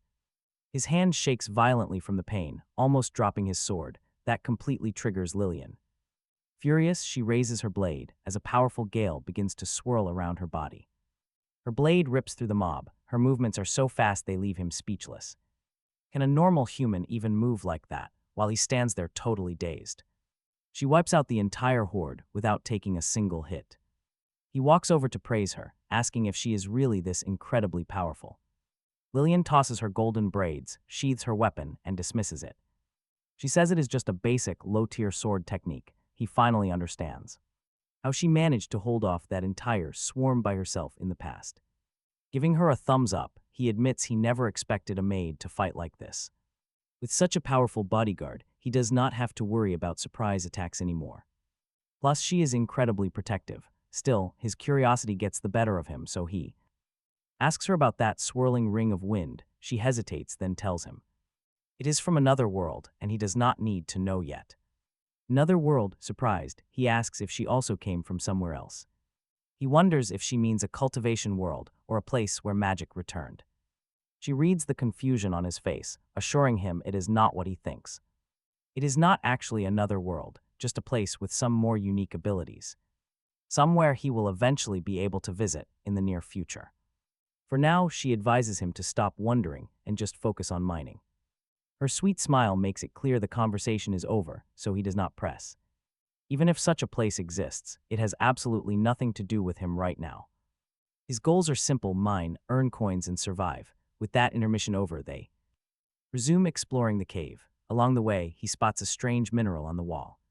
He asks her about it, and Lillian glances over, identifying it as salt ore. Surprised, he immediately swaps his stone tool for an iron pickaxe to dig it out. It actually makes total sense, since this world runs on food mods. Many recipes require salt, so finding salt ore is normal, but this is a single deposit. There is nothing else around. Lillian watches him and notes that he actually knew to use his iron pickaxe, whereas she expected him to grab the stone one. He just chuckles and stays quiet. They move deeper, mining more iron and coal. But the real jackpot is finding 3 emeralds, back in his old world. He would have ignored them, but here they are incredibly valuable because wandering merchants only trade in emeralds. In fact, a single gem can buy an entire stack of building materials, meaning those 3 gems saved him 3 whole stacks. After pocketing the gems, he forces down 2 pieces of rotten flesh. The bitter taste is downright awful, and the texture feels exactly like chewing leather. Worse yet, it triggers 30 seconds of hunger. Seeing his miserable expression, Lillian feels terrible. She pulls a hot, roasted potato from her pack and offers it to him, pleading with him to stop eating zombie meat. She promises to hunt for animals tomorrow so they will have real food, but he tells her it is fine, insisting the rotten meat is perfectly fine. He downs 2 cups of water to wash out the bitter taste, and they begin heading back toward the entrance. Leveling up every day drained their energy fast, demanding endless food, and the crops grew way too slowly. Hunting animals burned far more energy than a single piece of roast meat could ever restore, a brutal reality. Until the food issue was solved, he survived on rotten flesh. Their mine was completely picked clean, so he sealed the shaft with cobblestone. Emerging at dawn, a faint light peeked through the trapdoor. In truth, 2 days without any sleep had left him completely exhausted in this real world, where a person actually needed rest, but he had big plans today. Sleep could wait. He climbed out, saw the sun barely past dawn, and got moving. He dug a hole right above the basement and emptied a water bucket inside, planning to start a surface farm protected by his precious land deed, because if those few crops got stolen, they would face a total survival crisis. He hoed a 9x9 patch, since a single block of water moisturizes up to 4 blocks of soil in all directions. This was the largest possible farm. So he harvested the wild crops from the riverbank and replanted them here, leaving the nearly ripe potatoes exactly where they were, since they would be ready by nightfall, and moving them would only waste progress. He protected the entire farm with his claim deed, finished up, and sighed in relief. Then he opened the player forum and started writing a post because he had decided to do business with the local human survivors. This plan had been brewing ever since he met the wandering merchant. If that guy could trade with them, so could he, plus buying from him would offer way better variety at dirt cheap prices. So when desperate players had to choose between that greedy merchant and him, it was no contest. He planned to sell furnaces and stone swords, the exact essentials everyone desperately craved but could never get from the merchant due to having no cobblestone to offer. After all, without a decent sword, they were target practice during the terrifying nights, and without a furnace, they were stuck eating raw meat. That major crisis was solved because they could trade simple oak logs to him for tools. And here is the genius move they would never see coming. The strategy went way deeper than simple convenience. Once a player bought a stone sword from him, they could hunt monsters, which rewarded them with gold coins. But gold coins were completely useless to them, so they would naturally funnel those coins right back to him, which was his master plan. All along, expanding just 1 block of land cost 10,000 gold, and grinding that out alone would take forever. He had to put other people to work. Only then could he expand his city and build a massive commercial empire. He finished typing his long trade proposal and hit post, letting it loose on the forum, declaring that Kang Jay Yun was selling essential gear, stone swords, and basic furnaces priced at half a stack of oak logs or 20 gold coins each. The instant his listing went live, it exploded straight to the top of the forum. Thousands of people flooded the thread, half of them completely shocked that they could buy a working furnace with simple raw logs, while the other half drowned out any remaining haters with pure gratitude, swearing to shame anyone who dared talk trash about him while still lining up to trade. A few players wondered how he was turning any profit when the greedy wandering merchant demanded a full stack of cobblestone for one furnace while he only asked for half a stack of cheap wood. They settled on a wild theory that he was buying from the merchant and reselling at a loss out of pure kindness, like some benevolent healer here to carry humanity through the disaster. Handful even teared up over it, insisting that mankind always united in the face of catastrophe. He read it and felt nothing close to that. They had him figured for a saint when the truth was simpler. A growing number of them had started to suspect he made the furnaces himself, reasoning that no one could possibly mine enough stone to stockpile from the merchant. The thread ran hot, the overwhelming consensus swinging in his favor for once, and the few who still called him a liar and a killer got buried under the support. People grabbed armfuls of apples and set out toward the coordinates he had posted without waiting another minute. He figured he had a little time before the crowd arrived, so he built himself a shop. A small oakwood plank house went up beside the vegetable patch 4 by 6 by 4. He cut a 2 by 3 window into the wall, the way a new stand opens to the street, with the wooden door set on the side so he could slip in and out. Inside, he placed a crafting table so he would not have to run back and forth wasting time. Then he crafted 4 chests, combined them into 2 large ones, and set them aside for the stone swords, since stone swords cannot stack and would eat his inventory slots if he carried them on him. For decoration, he crafted oak stairs and laid them below the window, which somehow only made the whole thing look even more like a newsstand. But wait. Something still felt unfinished. Item frames, he realized, and bolted outside immediately. Lillian, watching the potatoes grow nearby, glanced over. He had been tinkering for so long that she had no idea what he was up to, but as long as he did not ask for her help, she left him to it. He climbed down the ladder, ran to the furnace, and dropped coal in the bottom slot and rotten flesh in the top. That flesh caught fire immediately, exactly as he hoped, and he nearly laughed out loud. This world had the rotten flesh to leather mod. He dumped in 7 pieces he had, then called Lillian over and asked her for every scrap of rotten flesh on her. She wandered up from the river and handed him 14 pieces.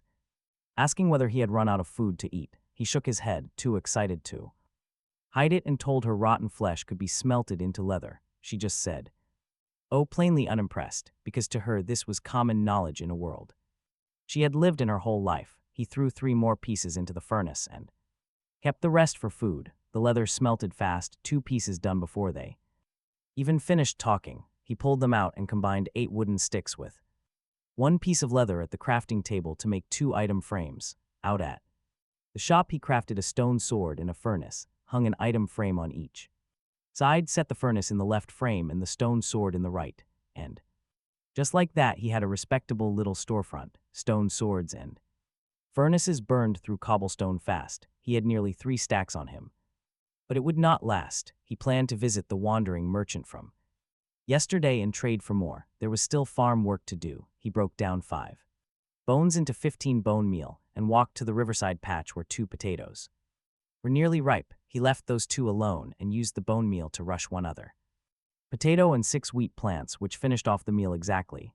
The harvest yields 2 potatoes, 6 wheat, and 10 seeds. His luck holds.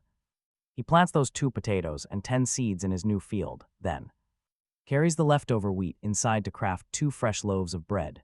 He asks Lillian if she prefers bread over potatoes. The moment she spots the loaves, her eyes light up and she practically starts drooling. She nods, eagerly snatches them from his hand and beams. He tells her that if she loves it that much, he will clear a whole field just for wheat so she never runs out, and she jumps for joy, rushes over and kisses his cheek. He turns red from his neck down to his toes. The bright red flush refuses to leave his face. Part of him wants to hold her back and lecture her on how girls and boys should not just go around doing things like that, but the little girl has 0 self-awareness and has already skipped off to the river, bread clutched in hand. He sighs at her, surprised by the deep affection in his own voice. He lets it go since it is not like he has a girlfriend anyway, and turns his attention back to his shop. He rebuilds the flat roof into a neat triangle, which looks far better. He is barely finished when the first customers arrive and spot the new sign hanging out front, advertising stone swords and furnaces, grumbling their way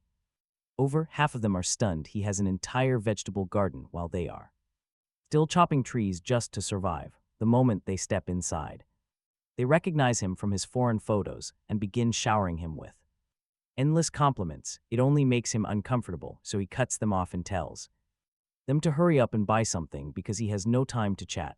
That snaps them right out of it, and they get straight to asking if he has enough stock. He walks inside, crafts 5 stone swords and 5 furnaces on his workbench, and tells them they can have as many as they want. One customer grins, pulling a full stack of oak logs from his bag, asking for just 1 sword and a single furnace. He accepts the logs and hands over the goods, his expression completely flat. Honestly, trading a whole stack of logs for 1 sword and a furnace is a terrible deal. But to players surviving on wild apples and basic woodcutting all day, those logs are nothing. Being able to craft real tools is beyond their wildest dreams. All 5 customers trade the exact same way. In just a few minutes, he holds 5 extra stacks of oak logs, far faster than chopping wood himself. Of course, it is an absolute steal, but he keeps his face blank, stowing the logs in a chest. They want to linger, but he ignores them until they take the hint. Once they leave, 2 new online posts go up. One is about the vegetable patch and the other covers the shop. The doubters who refuse to believe stone weapons and furnaces could actually be bought go quiet now that players are walking around with them. The forum thread quickly fills with customers raving about hot roasted meat after days of nothing but apples, urging everyone to hurry over before the shop runs out of stock. The garden thread runs even hotter. People marvel at his massive field, crying that they have never tasted real bread in their entire lives, wondering if the mysterious shopkeeper might one day start selling food too. One user floats the idea of sneaking in to steal vegetables, and another warns that his supposed girlfriend kills without blinking, ending that discussion fast. Business stays heavy all day, and his chests fill up faster than he expected, so he added 2 more. Dusk arrived, and customers thinned since most people dared not travel at night, choosing to box themselves into a sealed hole until dawn. He counted up 26 fresh stacks of oak logs in the chests. In 9 years of playing Minecraft, he had never seen that much wood at once. There really was strength in numbers. He closed the chests, planning to trade the logs for cobblestone tomorrow, since every scrap he had between him and Lillian was gone and he would have to shut down without a restock. Still, the empire was taking shape, and he had a feeling it would not stay small for long. By evening, the riverside crops were ripe. He harvested 2 potatoes and the last 4 wheat, clearing the riverside field completely and finishing the rotation. He then planted 6 wheat seeds and the 2 potatoes back into the dirt. The planting was a mess, but he had no real choice with so few potatoes and carrots from the village, so it would have to fill in slowly. After that, he leveled all the hoed ground he no longer needed back into plain dirt, since the patchy soil ruined the look of the place. It was pitch black by the time he finished and carried 4 ripe wheat back to the room. Lillian, who had played all day, was nodding off, perking up when he came in, only to droop again a moment later. He smiled at how adorable she looked, telling her to sleep since she was exhausted. No need to force herself awake. Patting her head, she rubbed her eyes, yawned, and lay down asleep almost at once, mumbling something he could not catch. He got ready to lie down too, then noticed her bed pushed flush against his with no gap, like one wide bed. That did not seem right. He stood there, looking at those 2 red beds, debating whether to separate them when Lillian cracked her eyes open and sleepily told him to come sleep. Her golden hair fanned across the mattress. Her face looked so soft, fragile, and lovely that he had to swallow. She really did not have to be that tempting. He was a teenager in his prime after all, and he half wondered whether she was even afraid of what he might do. Maybe he just looked safe. He stroked her long hair, then dismantled his bed and moved it to the far side of the room, because those 2 beds side by side was a temptation he could not trust himself with. He settled his mind and slept. The next morning, he opened his eyes to a delicate little face right beside his, cherry lips parting with each breath, a faint flush on her fair cheeks. He froze for a second, then scooted back. Sometime in the night, she had quietly dragged her bed against his again. He looked at the arrangement, knowing exactly what happened. This girl really paid 0 attention. Seriously, she ignored everything. He gently woke her, telling her to get up. Sleepyhead, he had given up on lecturing her about the beds. He would never lay hand on her, so if she liked sleeping near him, let her. She cracked one eye open and yawned. He had never seen a girl look that good upon waking up. even though he meant her no harm. He opened the trapdoor and climbed out. The sun felt just right today, and the wind was lighter than yesterday with rustling oak leaves. He washed up by the river, checking on the wheat and potatoes that had barely managed to survive. Grown overnight without sunlight, he crafted the 4 ripe wheat into bread.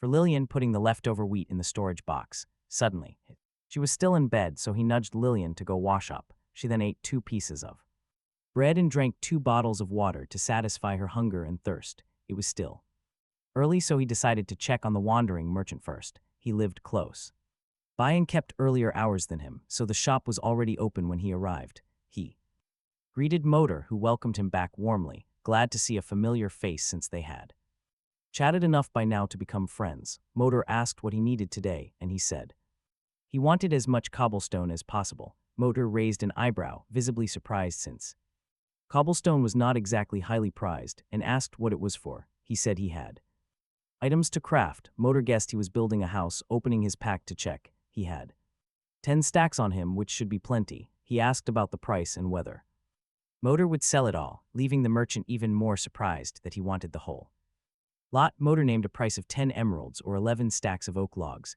explaining that a stack of logs and a stack of cobblestone were worth the same, but trading building materials came with a small search charge. Friends or not, business was business, and accounts had to balance. He had no objection, not wanting to shortchange his friend when he was not hurting for 1 extra stack of logs, so he counted out 11 stacks and took the 10 stacks of cobblestone. Then he asked if Motor could bring more tomorrow, since he would need a steady supply. Motor looked a bit put out, explaining his reserves were only about 20 stacks. If he needed that much, he should go stock up at the market behind the fishing village, where it would be much cheaper than Motor could ever sell it. A hidden market. He had visited the fishing village before, but never knew there was a market tucked behind it. Motor nodded and told him there was a small bazaar back there with plenty of merchants where he could buy cobblestone in bulk. He thanked him and said he would go take a look. Motor smiled, wishing him well. He did not head straight to the market, with customers expected today for furnaces and stone swords. He went home first and handed the cobblestone to Lillian so she could open up while he was gone. She was playful, but handled responsibility well, so he gave her the rundown and left the shop entirely in her hands. Then he took the logs and set off. The market was exactly where Motor had said, a cluster of uneven little houses smaller than his own shop. Some merchants did not even bother with houses, just throwing wool carpets over the grass for stalls. People came and went in a steady stream as he followed the crowd quickly. Finding the building material shop, it was larger than the rest, with a proper house and a young woman running it. She stood up the moment she saw him and asked all enthusiasm what he needed. He asked for cobblestone and how much she had available. She rummaged through her boxes and told him she had 40 stacks in the warehouse. A wave of relief washed over him. He had 15 stacks of oak logs left, planning to keep one as a spare, and asked if she would trade logs for cobblestone. She seemed surprised, since she had expected him to trade cheap dirt instead. Wood logs were harder to gather, fetching a higher price. He pulled out 14 stacks and asked how much cobblestone they would buy. She explained that 14 stacks meant he had to be a fellow merchant, offering 14 stacks of cobblestone straight across. She asked him to come back often. He had not expected such a good rate and could not help feeling pleased. Just as they finished counting and exchanging the goods, a sudden commotion broke out nearby. A crowd gathered around some strange auction, and curiosity pulled him right in. He shoved through the crowd and saw a bearded man with 5 young children. They were tied to a fence like dogs, completely filthy and pale with fear. He stared in total shock, the man standing right next to him explained this was a slave auction, run by a trader who visited occasionally. He mentioned that if Jay Yun wanted one, he could buy them as a household servant. This was utterly shocking, since he never expected human trafficking to exist inside Minecraft. It looked nothing like the game he knew, feeling more like a living, breathing world. With the bidding starting at 10,000 gold, he knew he was completely out of luck. He currently had barely over 100 coins, making it absolutely impossible to participate. After watching for a bit, he headed back. A massive line stretched outside his shop.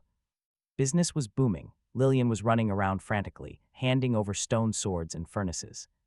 He walked up to the store, but before he could even reach his assistant, the customers began snapping at him, angrily yelling at him to stop cutting in. They demanded he go to the back, calling him incredibly rude. He stood there speechless. Getting cut off at his own shop left him unsure whether to push forward or retreat. Trying to slip around them toward the side door, the impatient crowd quickly blocked his path, jeering at him to get in line like everyone else. They scoffed, asking who he thought he was, some big shot like Kang Jay Yun. Think about it, they had absolutely no clue they were insulting the real Jay Yun. Just as his frustration peaked, Lillian finished serving another customer and spotted him. Her eyes lit up instantly, and she tossed her crafting logs aside to run over. She called out to her master, focusing all her attention entirely on him. The entire crowd gasped, whispering the word master back and forth in absolute shock. Half of them finally realized he was the real, legendary Kang Jay Yun. The rest were stunned that a beautiful girl would address him like that. Some muttered about their shameful dynamic, jealous that an ordinary guy scored someone so pretty. He felt a wave of embarrassment crawl up his neck, totally unsure how to react. He could not tell if they were praising or roasting him, once his identity was clear. They quickly parted ways. He was the big boss and nobody dared mess with him. Nobody was bold enough to disrespect him to his face. He slipped inside. He dumped the cobblestone into the storage box and asked Lillian how business was going. According to her, sales had been incredibly strong all through the morning. Their inventory had grown by over 100 stacks of wood, plus 200 gold coins. Those coins came from players who hunted zombies all night with his stone swords. They earned gold from the kills and came right back to buy even more weapons. Seeing everything fall into place, he finally felt relieved and decided to save up his money. He wanted to buy a helper for the shop, freeing up his time for bigger projects. Over the next few days, Jay Yun and Lillian practically lived in the store. As they found their rhythm, so did the other players trapped in this world. They bought weapons and furnaces, gained power to fight monsters, and finally ate cooked meat. But this change in their diet soon brought a massive new problem to light. The community forums quickly filled with complaints, as players struggled with severe dehydration. They could not safely drink river water, and eating a single apple barely helped. So even with a full stomach, their thirst levels remained dangerously low. His thirst bar sat half empty. People started tagging him by the dozen, begging for a solution, calling him their great savior, demanding to know how to drink water again. He browsed. He told himself he was studying how best to build wealth or maybe help the world. Either way, he planned to open a second shop selling glass bottles. Early the next morning, he left. With Lillian, they set off for the market with 30 stacks of logs, trading them for 15 stacks of cobblestone and 15 stacks of sand, with swords and furnaces. Selling fast, his cobblestone supply was always short, forcing him to restock nearly every day. Back home, he built a few more furnaces, split the sand among them, and set it smelting into glass. Furnaces were plentiful, but coal was another story. He checked his bag and found only 2,500 gold, while a merchant quoted him 2,000 for a single stack of coal. That was highway robbery, so he passed. As dusk fell, he had Lillian close early, and the second the sun dropped, she cheerfully chased everyone away. Later that evening, he cleared the entire field, harvesting 15 potatoes and 38 wheat, since the carrots were growing way too slowly. He yanked them all and let Lillian eat them. Then he replanted the potato and wheat seeds, taking her down through the trapdoor where 8 furnaces were busy smelting glass, the sand crackling so loudly that sleeping tonight was out of the question. He grabbed the remaining wheat, which brought his total to exactly 39, enough to bake 13 loaves of bread to keep Lillian fed for a bit. He handed them over, eating 2 pieces of rotten flesh, himself washing the terrible taste down with fresh water. He was used to rotten meat by now. With food and water sorted, he crafted some stone pickaxes and took Lillian mining, because buying coal at the market was just too expensive. He had already cleaned out the old natural cave, so he decided to dig straight ahead. In a straight line, coal was common enough that they hit some every few steps. And at the 11th layer, iron and redstone came easily, with the occasional emerald or lapis glinting in the walls. After half a day, they had 2 or 3 more stacks of coal. Still, probably not enough to smelt 15 stacks of glass. Lillian asked him, sounding completely exhausted, if they really had to keep digging. Her tired, quiet voice tugged at his heart. He told her to head back up and sleep if she was exhausted, wanting to build that glass bottle shop tomorrow. And this coal wouldn't cover it, but guess what? She sat down on the stone and refused. He patted her golden pigtail, trying to coax her to go up, but she would not budge no matter what he said. She stayed put. Finally, he let her remain and went right back to mining, but as he chipped away, he suddenly broke into a dark opening. A faint light bled through, which stopped him cold. A natural cave had no light source unless there was lava. He widened the gap and the view sharpened into an artificial mine shaft, exactly like his old builds, a 2x2. Passage stretched into the dark, with rails laid along the floor and the occasional minecart left behind. Torches flickered and thick spiderwebs clung to the wooden fence frames. Mines like this usually crawled with deadly spider spawners. He stepped inside. Coal, iron ore, and redstone studded the walls. He immediately called Lillian over to begin mining, but just a few steps in, a black spider rushed him, moving way faster than any zombie, closing the distance before he could even react. Reflexes carried him, dodging its lunge and drawing his stone sword. He slashed hard, bringing its health to 27 out of 32, doubled like every monster in this version, but one spider was nothing. He easily jumped clear of its bites, slashing away until it died. Right then, the world channel chimed, congratulating him on the first spider kill, dropping 10,000 gold coins straight into his inventory with a clear, loud ding. He happily sheathed his stone sword. Grinning, he had not expected a single spider to be worth so much. Talk about a massive, unexpected stroke of luck. This changes everything. Now he could finally afford a servant. He had not realized the first spider kill was still unclaimed after so many days, but it made total sense since most survivors had stone swords. Now in the means to fight, yet the doubled monster health and the way they swarmed in packs at night, meaning anyone caught outside after dark faced an extreme threat.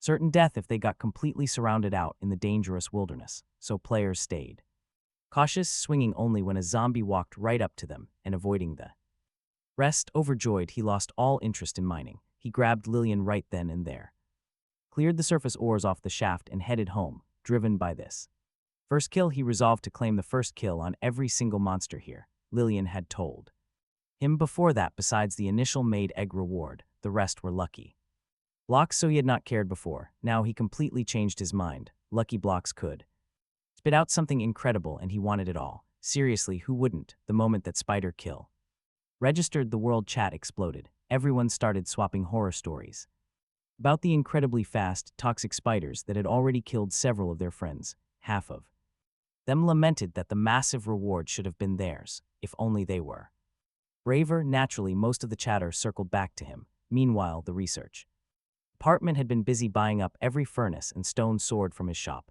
one to use and one to dissect, yet no matter how hard they studied them, they could not figure out how they were made. Inside the research department, an assistant approached his boss timidly to report that our main character had claimed another first kill, asking what they should do. Lee Shaman was already seething on Blue Star. He had run his department with such absolute authority that nobody dared cross him, yet here, in a world he could not control, unable to recruit a single soul, mocked at every turn, the humiliation was unbearable. He demanded to know what our hero even wanted, insisting they had already shown him more than enough respect.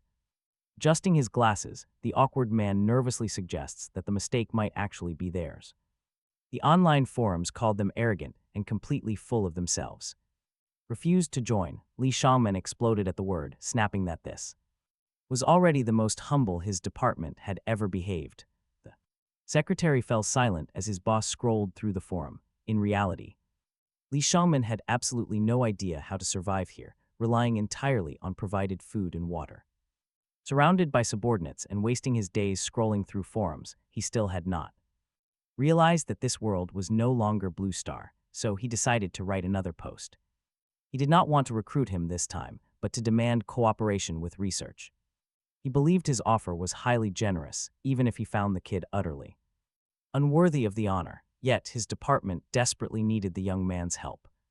Everything the hero had discovered in this world, along with his hard-earned reputation, was now Jay Hyun claiming everything alone was intolerable to him. The glory had to belong to the research department. From now on, his creations had to bear their name. Lai Shangmin sent a cooperation invite, tagged him, and posted it.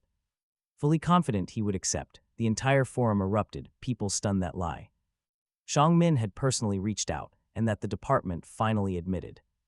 Their attitude was the problem, downgrading recruitment to a cooperation request. Some bet he would agree, one even swearing to live stream himself eating trash if he did. Others insisted Jay Hyun was thriving alone and had no reason to share his glory. He saw the invite too, but simply did not understand why they were so fixated on him. He was perfectly fine on his own, doing whatever he liked, and saw no reason to be fenced in by anyone. The department was an empty shell he wanted nothing to do with. To stop his forum from buzzing nonstop, he wrote a single reply and posted it for everyone to read at once. In the post, he introduced himself as Kang Jay Hyun, noting he had received all recent invites and would answer them together right.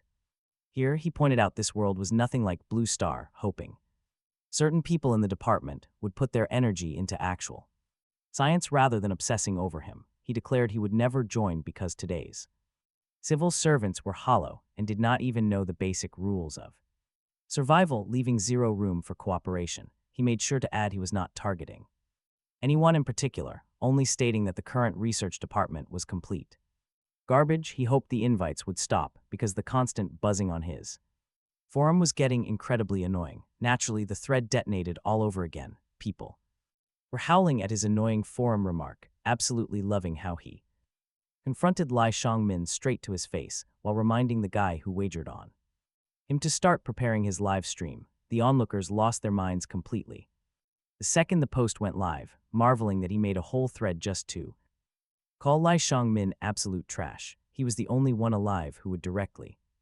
confront the Minister of Scientific Research of the State Council, declaring their love for a man whose every move surprised them. Lee Shang-min, for his Hart read it with his face flushing red with rage, sputtering that Jay Hyun was ungrateful that being considered by his department was a tremendous honor. Refusing was one thing, but openly humiliating him like this was another. Entirely, he had been so sure Jay Hyun would accept this time. He raged that he was the Minister of Scientific Research of the State Council. Without the State Council, Jay Hyun was nothing, clearly thinking a furnace and a stone sword could overturn the world. Before, he had swallowed every slight because Jay Hyun had never answered him directly. This time, he had done it in front of everyone. There was no tolerating it now. He spat that they would all see what else the boy could come up with. Then he turned to Eyeglasses Man and ordered the department to work day and night, refusing to believe his entire team could not surpass one man. The secretary wanted to talk him down but knew it was useless, sighing, and left to pass along the order. At that exact moment, Jay Hyun sneezed and rubbed his nose, wondering if he had caught a cold. He opened the miscellaneous box and dropped in the spider eyes and string he was carrying, crafting 2 more. He packed the boxes, sorting his minerals to make them easy to find. Next time, with his ores organized, he tossed 5 fresh stacks of coal into the furnaces. The sand was still smelting, and those 15 stacks of glass would take ages. Rather than wait, he grabbed a stack of oak planks, opened the trapdoor, and climbed out under a bright morning sky. He picked a spot near the field and built a second stall matching the first one. Setting up a display frame, he placed a water-filled glass bottle inside. Glass bottle shop was finally ready, but its protected zone was far too small, leaving half the building safe and the other half completely exposed to thieves. He had no gold coins to upgrade the deed, so he pushed everything over to the safe left side, a workbench, furnace, and 2 boxes, leaving the right side empty. Everyone knew his location, and safety was never guaranteed. Thieves. Once the water shop was ready, Lillian woke, washed at the river, and came inside. She had carried the entire business on her own during these hectic days, and crafting stone swords and furnaces all day was exhausting. She sat down with a yawn right as a customer arrived. Immediately, these cheap stone weapons broke fast, bringing constant repeat buyers. Meanwhile, the new glass shop attracted its own curious crowd, with people staring at the water bottle in the frame, never having seen one before. Some boldly guessed that it was actually meant for drinking water. Screenshots flooded the online forums, claiming this was a new cup to quench thirst. The forums instantly split between hopeful players who saw this as the ultimate cure for their dehydration, and the angry cynics who scoffed that he was no god, just a greedy scammer trying to drain their hard-earned coins. The usual fight broke out, with one side daring the haters not to buy it, while the other side called it absolute blood money. And while they argued, he had absolutely no clue. He was already traveling to the market carrying 30 stacks of logs to trade for 15 stacks of cobblestone and 15 of sand, since his business devoured building blocks daily. His inventory limits were a nightmare. With his earned gold coins, he headed back to the slave auction site, hoping to hire some help, but the bearded trader was completely gone. He searched the market but could not find him anywhere. Spotting a kind-looking old woman at a nearby stall, he approached to ask when the slave auctioneer would return. The old woman straightened up and asked if he wanted to buy a slave. He answered honestly that he just wanted to look. A brief flicker of disgust crossed her eyes, though she politely explained that Pandai only visited once a month and would not return for another 2 weeks. This news made him frown. He had 2 shops and 0 staff. Waiting half a month for a single trader was impossible. Expanding his territory required a mountain of gold, meaning the new shop had to open. Soon he asked if she knew other places where laborers were sold. She warned him about a shady underground auction held in the nearby fishing village. Slaves were cheap and plentiful there, but it was highly dangerous and lawless. He could easily get robbed. She clearly hoped he would stay far away from such places, since buying and selling humans deeply disgusted her. Badly with her, though she seemed conflicted, since Pand himself was apparently a decent man. He knew nothing of her inner turmoil, only that he should check out the underground auction. He thanked her and headed for the fishing village. Following her directions, the auction lay east of the village, and he found the entrance easily, a small 2x2 opening followed by a long stone staircase, the passage dim and lined with uneven torches. The deeper he descended, the louder the shouting grew, until he reached the bottom, and the underground auction opened up before him, nearly identical to the ones he had seen in his past life. A simple stage sat at the center with hundreds of dark oak chairs. Below, a revealingly dressed young woman ran the bidding, and the current lot looked like a potion. He registered at the door, paying 100 gold coins as a deposit, grabbed a number plate, and went in. The place was neither large nor formal, so he got through smoothly. By the time his paperwork was finished, the potion had sold, and he found a random seat. The lots came one after another, mostly enchanted books and potions, none of which he could afford anyway. Eventually, the auction reached the slave trading segment, and the screams in the hall sharpened. The first up was a pretty young girl, far higher in quality than Pan's stock, but her starting bid of 50,000 gold coins put her completely out of reach, and besides, he had no intention of buying a girl since they could not do heavy labor. Lot after lot passed, and from beginning to end, not one man appeared. By the time the dirtiest girl came out, he could not stay quiet and asked aloud if there was even a single man in the whole place. The guy next to him laughed, explaining that rich men around here only liked to play with women, so these auctions ran female. Talk about a dark realization. These slaves were not bought as servants, but as playthings for wealthy men. No wonder the old woman had looked at him so strangely. He smiled helplessly and turned back to the stage. This last girl was especially rough-looking, her face dirty and crossed with a few strange scratches. But her starting price was only 5,000. Even at that low price, nobody wanted her because she was simply too ugly. A few older men threw out token bids, then went quiet, and the auctioneer asked if anyone would go past 10,000. He hesitated, then raised his plate and called 11,000. The man who had spoken to him earlier looked at him like he was an idiot, sneering that buying a girl this ugly for 11,000 was a waste, asking if he had simply never seen a woman before, filing him away as some lifelong bachelor, as if he had never seen a woman. He did not know whether to laugh or cry. Of all the things to accuse him of, that one missed by a mile, since the most beautiful woman in the world was his own. Who in this world could match Lillian? But he could hardly explain to him that he was buying the girl for labor, and even if he had, he would never have believed him. No one raised the bid. An ugly girl was not worth that much gold to anyone there. The auctioneer called 11,000 once, twice, 3 times, and brought down the hammer, selling her to him. With that last lot, the auction wound down. Those who had won nothing left first, while winners like him carried their plates to the back, since the plates matched their names and made it impossible to run, as anyone who tried would be stopped right at the entrance.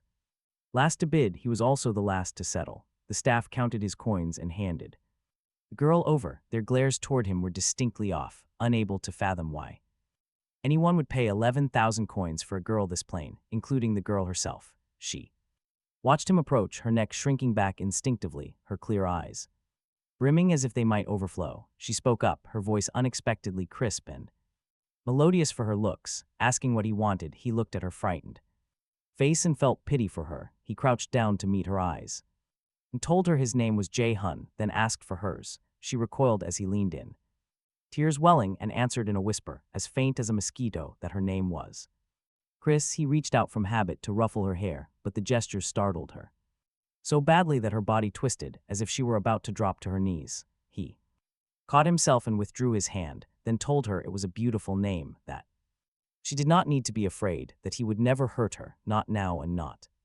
ever. She looked up uncertainly and gave a small, hesitant nod. Logic told her not to trust a stranger so easily, but something in his tone seemed to settle her. He gently took her small hand and led her out, promising to take her home. Outside, the loiterers were still gossiping, and the moment they saw him leaving hand in hand with the girl, the mockery started, asking which fool had bought her, jeering that his taste was terrible, and no one waited for him at home. These underground auctions drew a rough crowd with foul mouths, and they piled it on one after another. Chris, sharp enough to know the insults were directed at her, lowered her head as tears welled, tightening her grip on his hand, terrified he might strike her for the embarrassment. She had always known she was plain, living with constant insecurity, ridiculed even as a slave.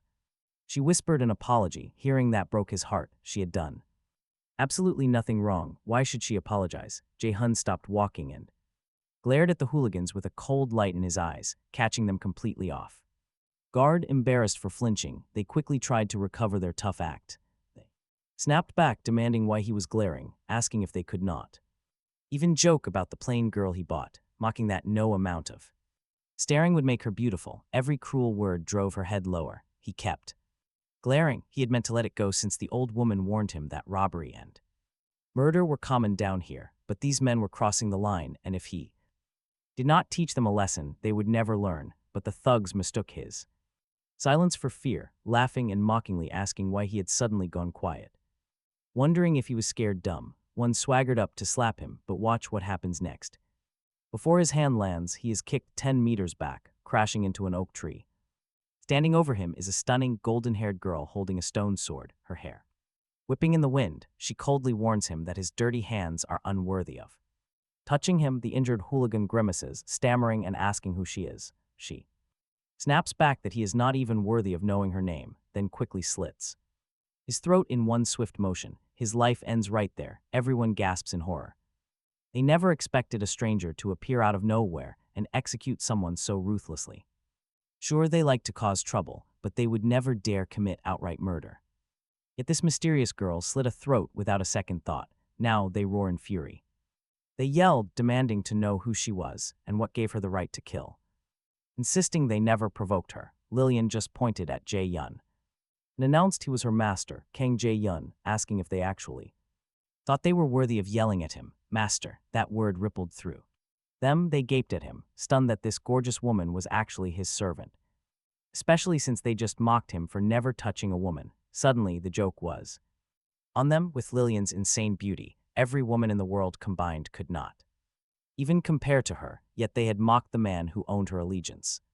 Absolutely absurd. They scrambled to recover, arguing that insults did not justify killing, that a few words did not warrant cold-blooded murder, asking if they thought nobody in this fishing village could stop them, and some of the bolder ones bolted to fetch the village chief, while the rest glared at Lillian, warning her that the chief would have her arrested and burned alive. They kept talking, getting more worked up by the second. Jae Yun listened with a touch of helplessness. Surely the village chief would not actually execute Lillian. Jae Yun just watched calmly. Meanwhile, Lillian stood her ground without the slightest intention of leaving, completely at ease. The crowd grew baffled. Seriously, shouldn't she be panicking or plotting an escape? Why was she just standing there like she didn't realize the chief would burn her alive? A woman holding a child looked at her with genuine concern, urging her to flee before it was too late. She clearly was not from this fishing village and would have absolutely no way of escaping once the chief arrived. Several other kind village women urged her to run, offering to hold back the men since they knew the ruffians had started everything by humiliating Jay Yun, and if not for that, Lillian would never have killed. Still, the ruffians saw it differently. They sneered that she killed on village ground and could never expect to walk away, screaming that not only she, but Jay Yun would die here too. They wanted blood for blood, one added, leering that since the girl was so beautiful she might as well entertain them first. They sized Lillian up with greed glinting in their eyes, boasting that they had seen countless women at slave auctions, none this gorgeous. Completely missing his darkening expression, watch, he was ready to draw his sword and teach them a lesson when the ancient, white-haired village chief arrived. Leaning on his cane, his trembling legs carrying him forward, the two ruffians who fetched him grinned smugly, boasting that the chief was here and they had acted too brazenly on village ground, demanding to see what the duo would do now, calling Lillian a demonist who would surely be burned. The chief had only heard that someone committed murder on his village's ground. He had arrived seething, ready to punish the killer, but then he saw exactly who was surrounded. Instantly, he realized the truth, and he kicked the two ruffians. He called them beasts, snarling about burning her, screaming that he would sooner burn them, bashing their heads with his cane in a fury, his teeth trembling. They dodged, protesting that the woman had killed one of their own, but his cane never stopped. He demanded if they even knew who she was, swearing that if anyone touched her, they would burn. He glared at them first, then coughed so hard from pure rage his hands fell. Every other ruffian nearby froze instantly. They were arrogant, but they deeply respected this elder. Seeing him this furious, they panicked, begging him not to get so worked up. They apologized frantically, pleading with him not to hurt himself, their tough acts completely gone. Slowly his coughing stopped, his breathing steadied, and his glare hardened again. He told them the woman standing right there was the legendary master of Echo Valley. Did they even realize who she was? She literally saved this world 10 years ago. Trying to burn her alive meant they clearly had a massive death wish. That word left the thugs totally speechless. They stared at Lillian in absolute shock. They never imagined this terrifyingly strong woman was the leader of Echo Valley. If they had known, they would never have dared to even look at her. One of them looked at Lin, utterly confused why she would protect this man so fiercely. Why would the master of Echo Valley stand up for him like this? The chief glared back, utterly disappointed, and revealed Lin was actually her master. He was the absolute last person on earth they should have provoked, the chief sighed. See, for a dedicated maid, her master is the single most important person in her life. As long as he lives, her loyalty is absolute, and for Lillian, Lin was that man. These fools had brought trouble right to him, so she was not letting them go easily. There was zero chance of mercy. Suddenly, the chief walked up to Lin and dropped hard. He hit the ground on his knees with a heavy thud, startling Lin, who rushed over.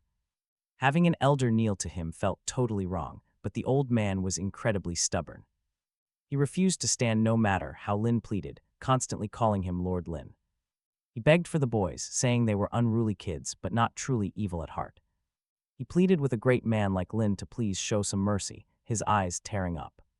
He bowed his head repeatedly with teary eyes. It left Lin feeling deeply unsettled. He pulled the old man up, brushed the dust off him, and told him to stop. He did not need to apologize, especially since the village had helped them before. An elder should never kneel to him. Lin spoke calmly, keeping his composure steady. The chief looked at Lin with deep gratitude, and the other ruffians saw it too. They exchanged glances and stepped forward to apologize, but Lin stopped them immediately. He told them they should not apologize to him, but to Chris instead, patting her head. The poor girl was still terrified, shrinking back and trying to hide right behind him. Lin pulled her forward gently, assuring her he was right here, as the thugs froze. Their faces went stiff. They could swallow apologizing to Lin since he was the boss.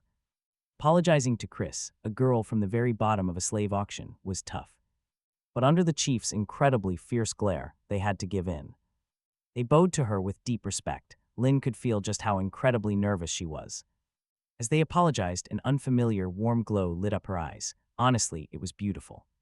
It was likely the first time in her entire life anyone had shown her real respect. With everything finally settled, Lin brought Lillian and Chris back home. Thanks to their telepathic bond, she had sensed his anger and abandoned the shop. She had sprinted to the village, leaving Lin's own storefront completely overrun.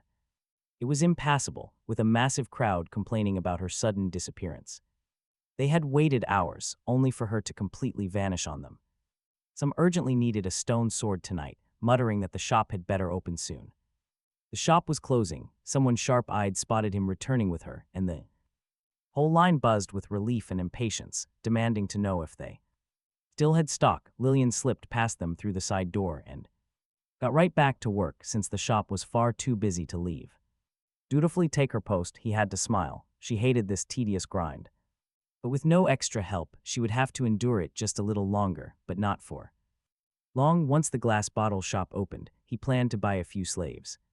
Hand the shops over to them, freeing her sooner. He hated seeing someone he cared about worn down by endless chores. With her skills, she could do so much more than just build furnaces. He took Chris to the river since she had not bathed in ages, the mud coming off her in thick layers. Once she was clean, he realized she was not actually dark at all. Her skin was just a shade deeper than most, completely unblemished, nothing like the ugliness he had expected, but rather an exotic kind of beauty. He teased her, asking why such a pretty girl was so insecure, then led her back to the room. He did not notice her face turning bright red at his words or the strange light flickering in her eyes. Chris had rarely felt seen by anyone in her life, but today he had given her validation and safety, making her feel for once that the world could turn beautiful because of one soul. She walked quietly behind him, and he had no clue what was blooming inside her heart. After all, he had simply treated her like a human being. At the workbench, he crafted her a stone sword, stone pickaxe and stone axe, handing them over since he could not watch over her every second. She needed to learn to survive and help out on her own. He had bought her to solve problems, not create them. After explaining each tool, he gave her 3 glass bottles for water. Food, however, was something he could not solve yet since Lillian had taken it all. For now, he and Chris would survive on rotten flesh until the next batch of grain matured. Even with just 3 people, food was tight. Once the glass bottle shop opened and their numbers grew, food would become his biggest headache. But that was a worry for another day. He introduced Chris to Lillian, who would teach her everything over the next day before Chris took over the entire shop. Later, he opened the player forum. Some posts discussed his blunt reply to the research department, which had left those scholars in a tight spot.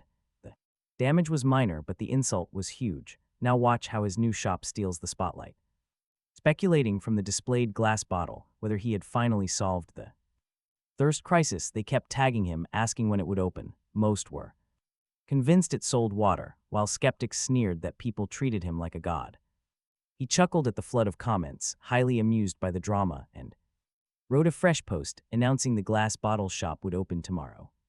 Beneath that, he spelled out exactly how the bottle worked, detailing how many thirst points a single bottle of water restored. The moment he posted it, the notifications flooded everyone following him, and the thread shot straight to the trending list. Players screamed that they had called it all along, that their savior had solved their thirst, daring the old critics to show up and keep complaining while secretly buying his water, completely shutting down the haters. Sworn to livestream eating filth to finally come forward, most people were thrilled that the endless water crisis finally had an answer, but it came with one major catch. He priced each glass bottle at 500 gold coins. The forums exploded. Seriously, 500 gold coins meant killing 100 zombies, since a kill paid 5. Accusing him of not seeing them as human beings, turning them instead into mindless monster farming machines. Swinging a stone sword burned weapon durability, and replacing it cost extra gold on top. They called it absolute blood money, demanding a true savior price it lower. But the few who understood snapped back, asking if they even realized how hard glass was to make. Yet no matter how noisy they got, he refused to lower the price. The number was deliberate. He knew exactly how hard 500 gold coins was for anyone to save. And that was the point. A glass bottle did not wear out like swords, so there were no repeat customers. A higher price simply served him much better. If he made it cheap enough to buy after just a few kills, that was putting the cart way before the horse. He sold stone swords cheap on purpose so they earned more gold killing zombies. Only with gold in hand could he extract more from them later. The way to do that was putting a price on their daily survival. No matter how much they hated the cost, everyone needed water daily, so they had to buy. He was not worried about a backlog either, since the price was still achievable for some, just not everyone. His plan was selling first to the elites among the world's 900 million survivors, then to the rest as they slowly saved, no unsold stock ever. That was his clever business strategy. The keyboard warriors absolutely hated it, ranting that this was disgusting and that he was squeezing money wherever possible. Why not just rob them? They screamed, swearing they would eat apples forever instead of paying, urging a complete boycott so he would be forced to drop the price. To him, this childish noise was irrelevant because the people who could actually afford a bottle were not the ones complaining. Only the broke users raged, and they were never his target customers anyway. Most eventually calmed down and accepted that saving was necessary since water meant direct survival.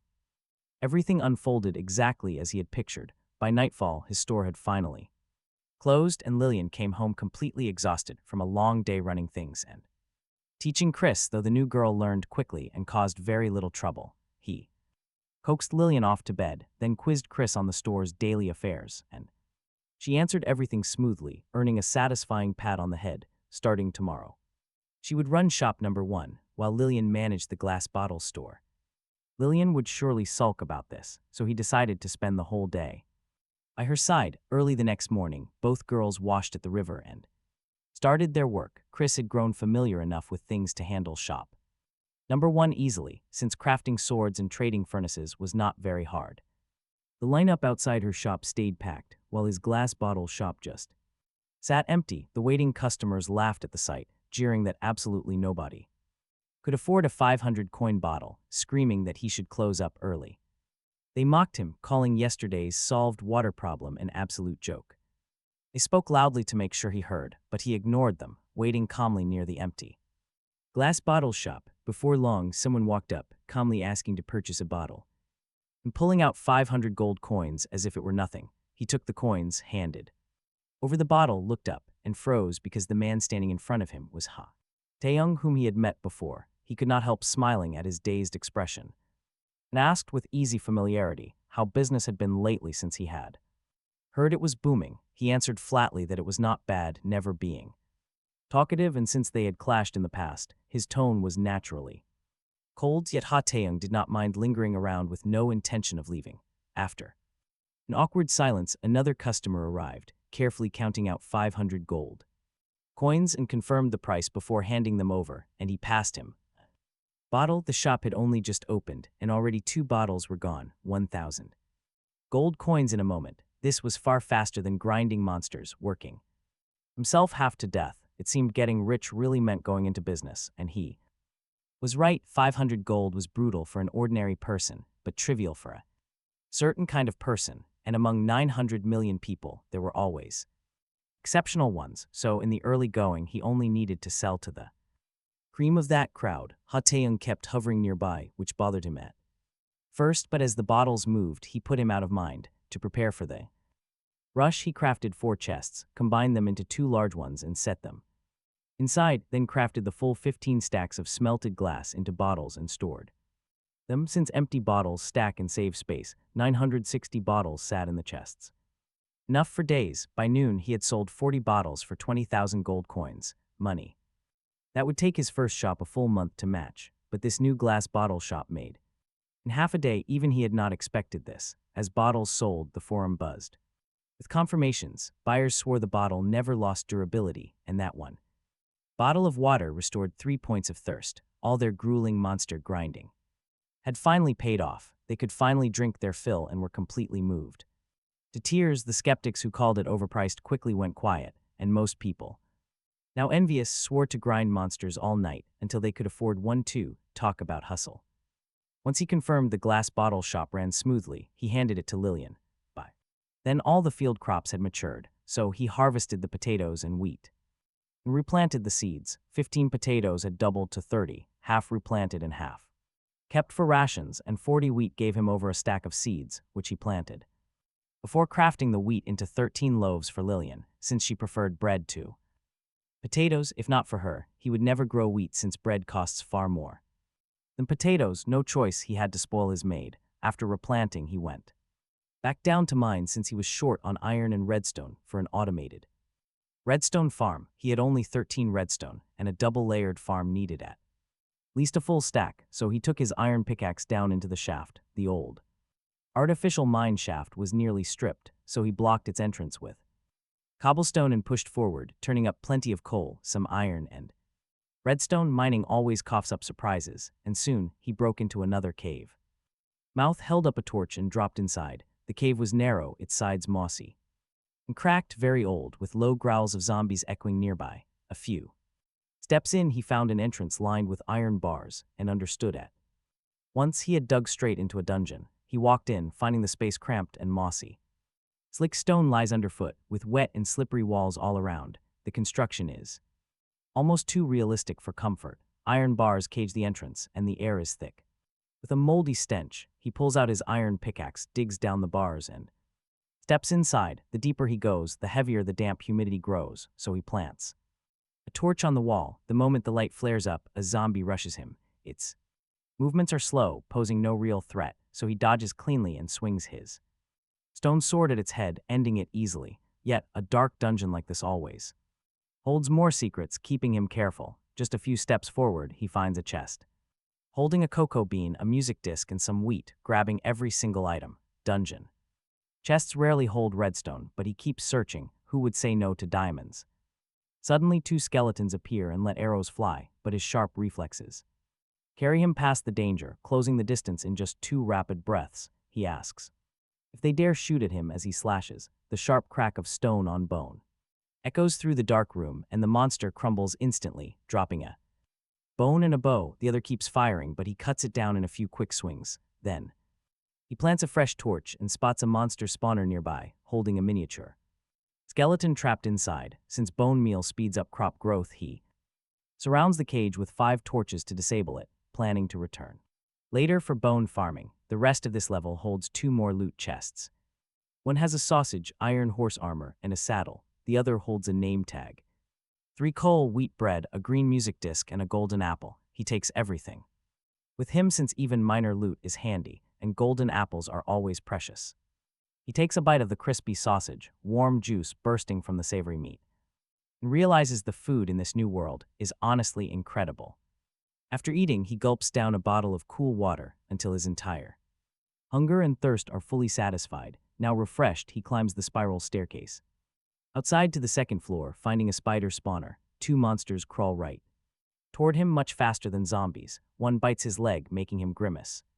As poison seeps in, he slashes both pests apart in a few swings, grabbing the dropped string and a spider eye before lighting up the reward chests.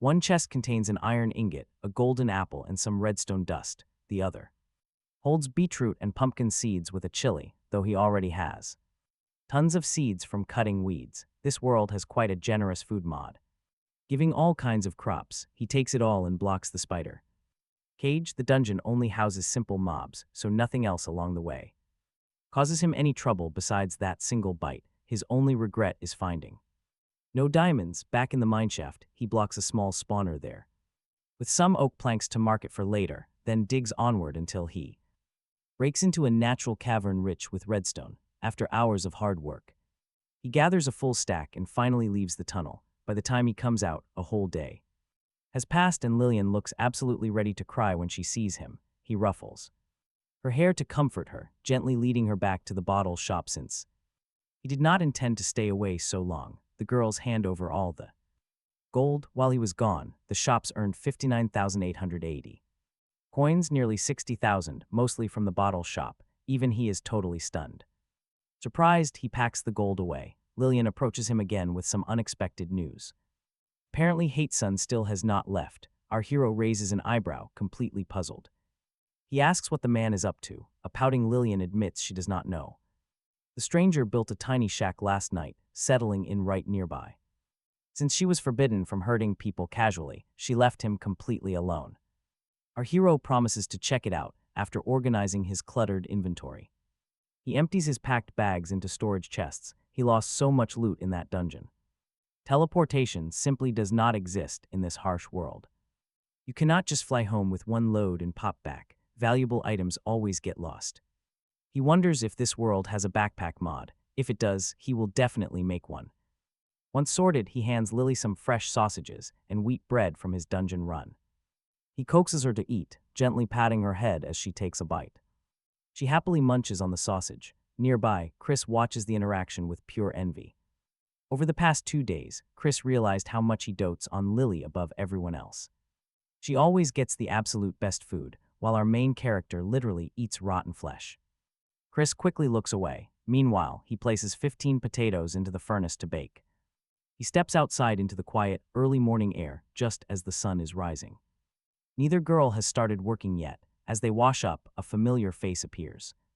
Hae-sun steps out of his tiny shack, his eyes lighting up with genuine joy. He offers a friendly greeting, asking if he is finally back. Our hero just stares.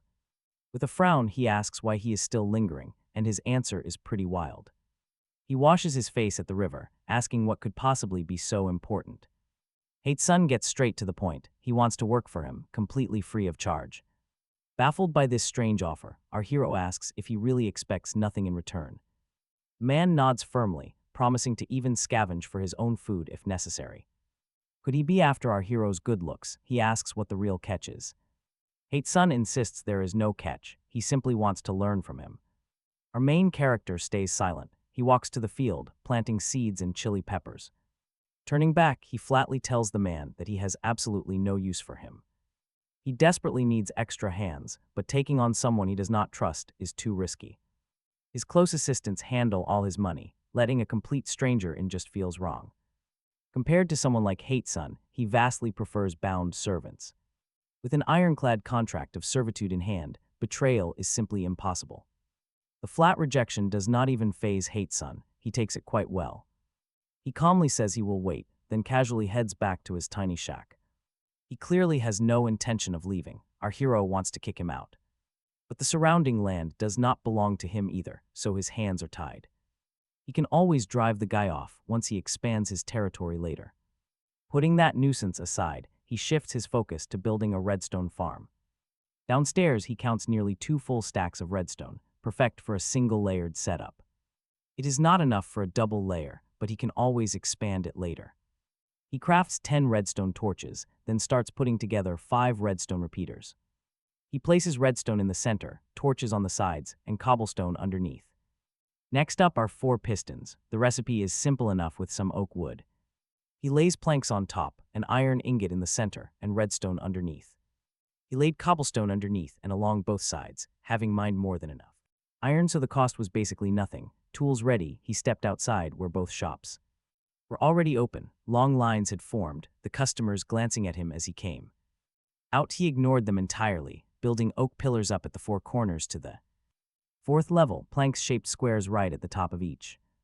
Hollow middle planks connected the shapes, then he placed pistons. Beneath them, puzzled, the waiting crowd watched him closely.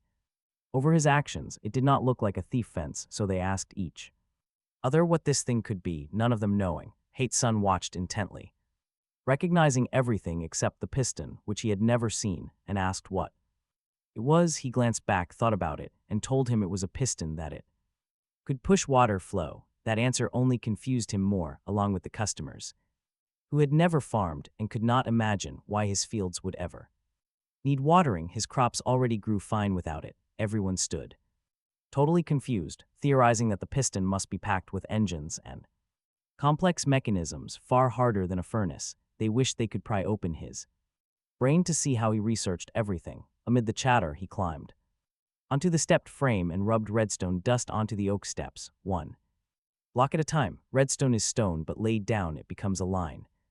Signal wire 1 block per redstone, connecting to each other, though the transmission cannot travel far without a redstone repeater between them.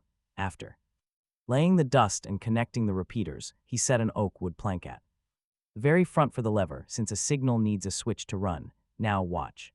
He placed the lever and the entire redstone line lit up, a faint, dim but clearly distinguishing on from off. He pulled the lever and the 4 pistons fired instantly, the upper plank separating from the body and resting below the square shape, meaning the farm was half done. Then he filled the 4 corner blocks with water from a bucket, hauling from the river 4 times the water held in place by the piston, planks beneath rather than flowing down, corners filled. He grabbed a new bucket and headed home. Hae-sun studied the structure but could not work out its purpose, asking Lillian, basking on the grass, what the thing laid on top was. She yawned and told him it was redstone and redstone repeaters that he would not understand.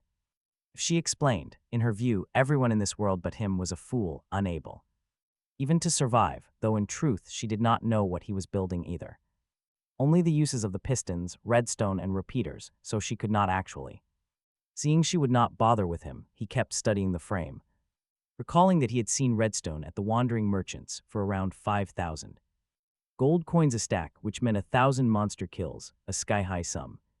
The others compared notes, some recalling redstone from mineral merchants but none recognizing a redstone repeater, marveling that he always conjured up new things. Lillian, still basking, finally spoke up to Saya. Redstone repeater connects redstone signals, since the signal breaks over long distances and needs the repeater in between. The crowd boggled at how complicated it sounded, asking whether it was some kind of circuit, whether a signal connector. Most admitted they had absolutely no clue about how basic electricity worked back on Earth, let alone redstone logic in this world. The longer they gossiped, the more amazed they became, agreeing that he was practically pulling this entire world's progress forward on his own back. The farmland, the glass bottles, the hot furnaces, and sharp swords all came from him. They stared at his redstone farm in awe, totally oblivious to his own massive stir. Over at his table, he combined wooden planks into sticks.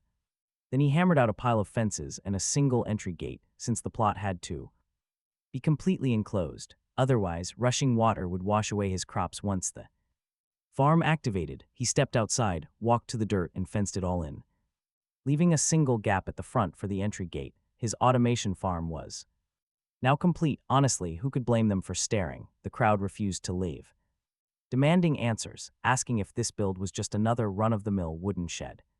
He looked over at the green stalks, noticing only a few potatoes and some wheat were ready, so he dismissed the crowd, telling them to return another day. Since things were not ready, he refused to run the machine. Naturally, a new thread blew up online, with bitter critics claiming the build was completely useless, just a wooden frame, and warned others to ignore his hype and focus on raw survival. But over the next 2 days, both his shops exploded with customers. The glass bottle merchant did not suffer the sudden market crash the forum trolls predicted.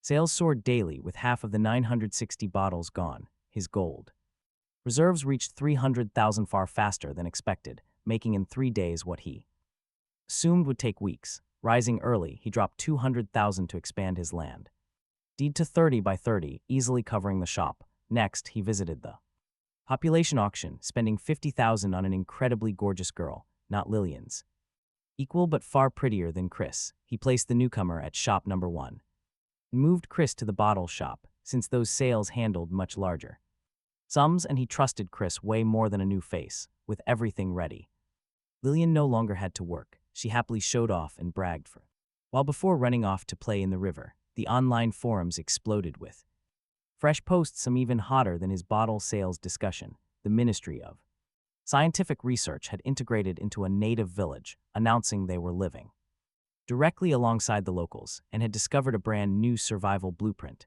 They posted it with clear images, the main thread showing how a stone pickaxe precisely harvests tough cobblestone and how a basic stone hoe works the soil.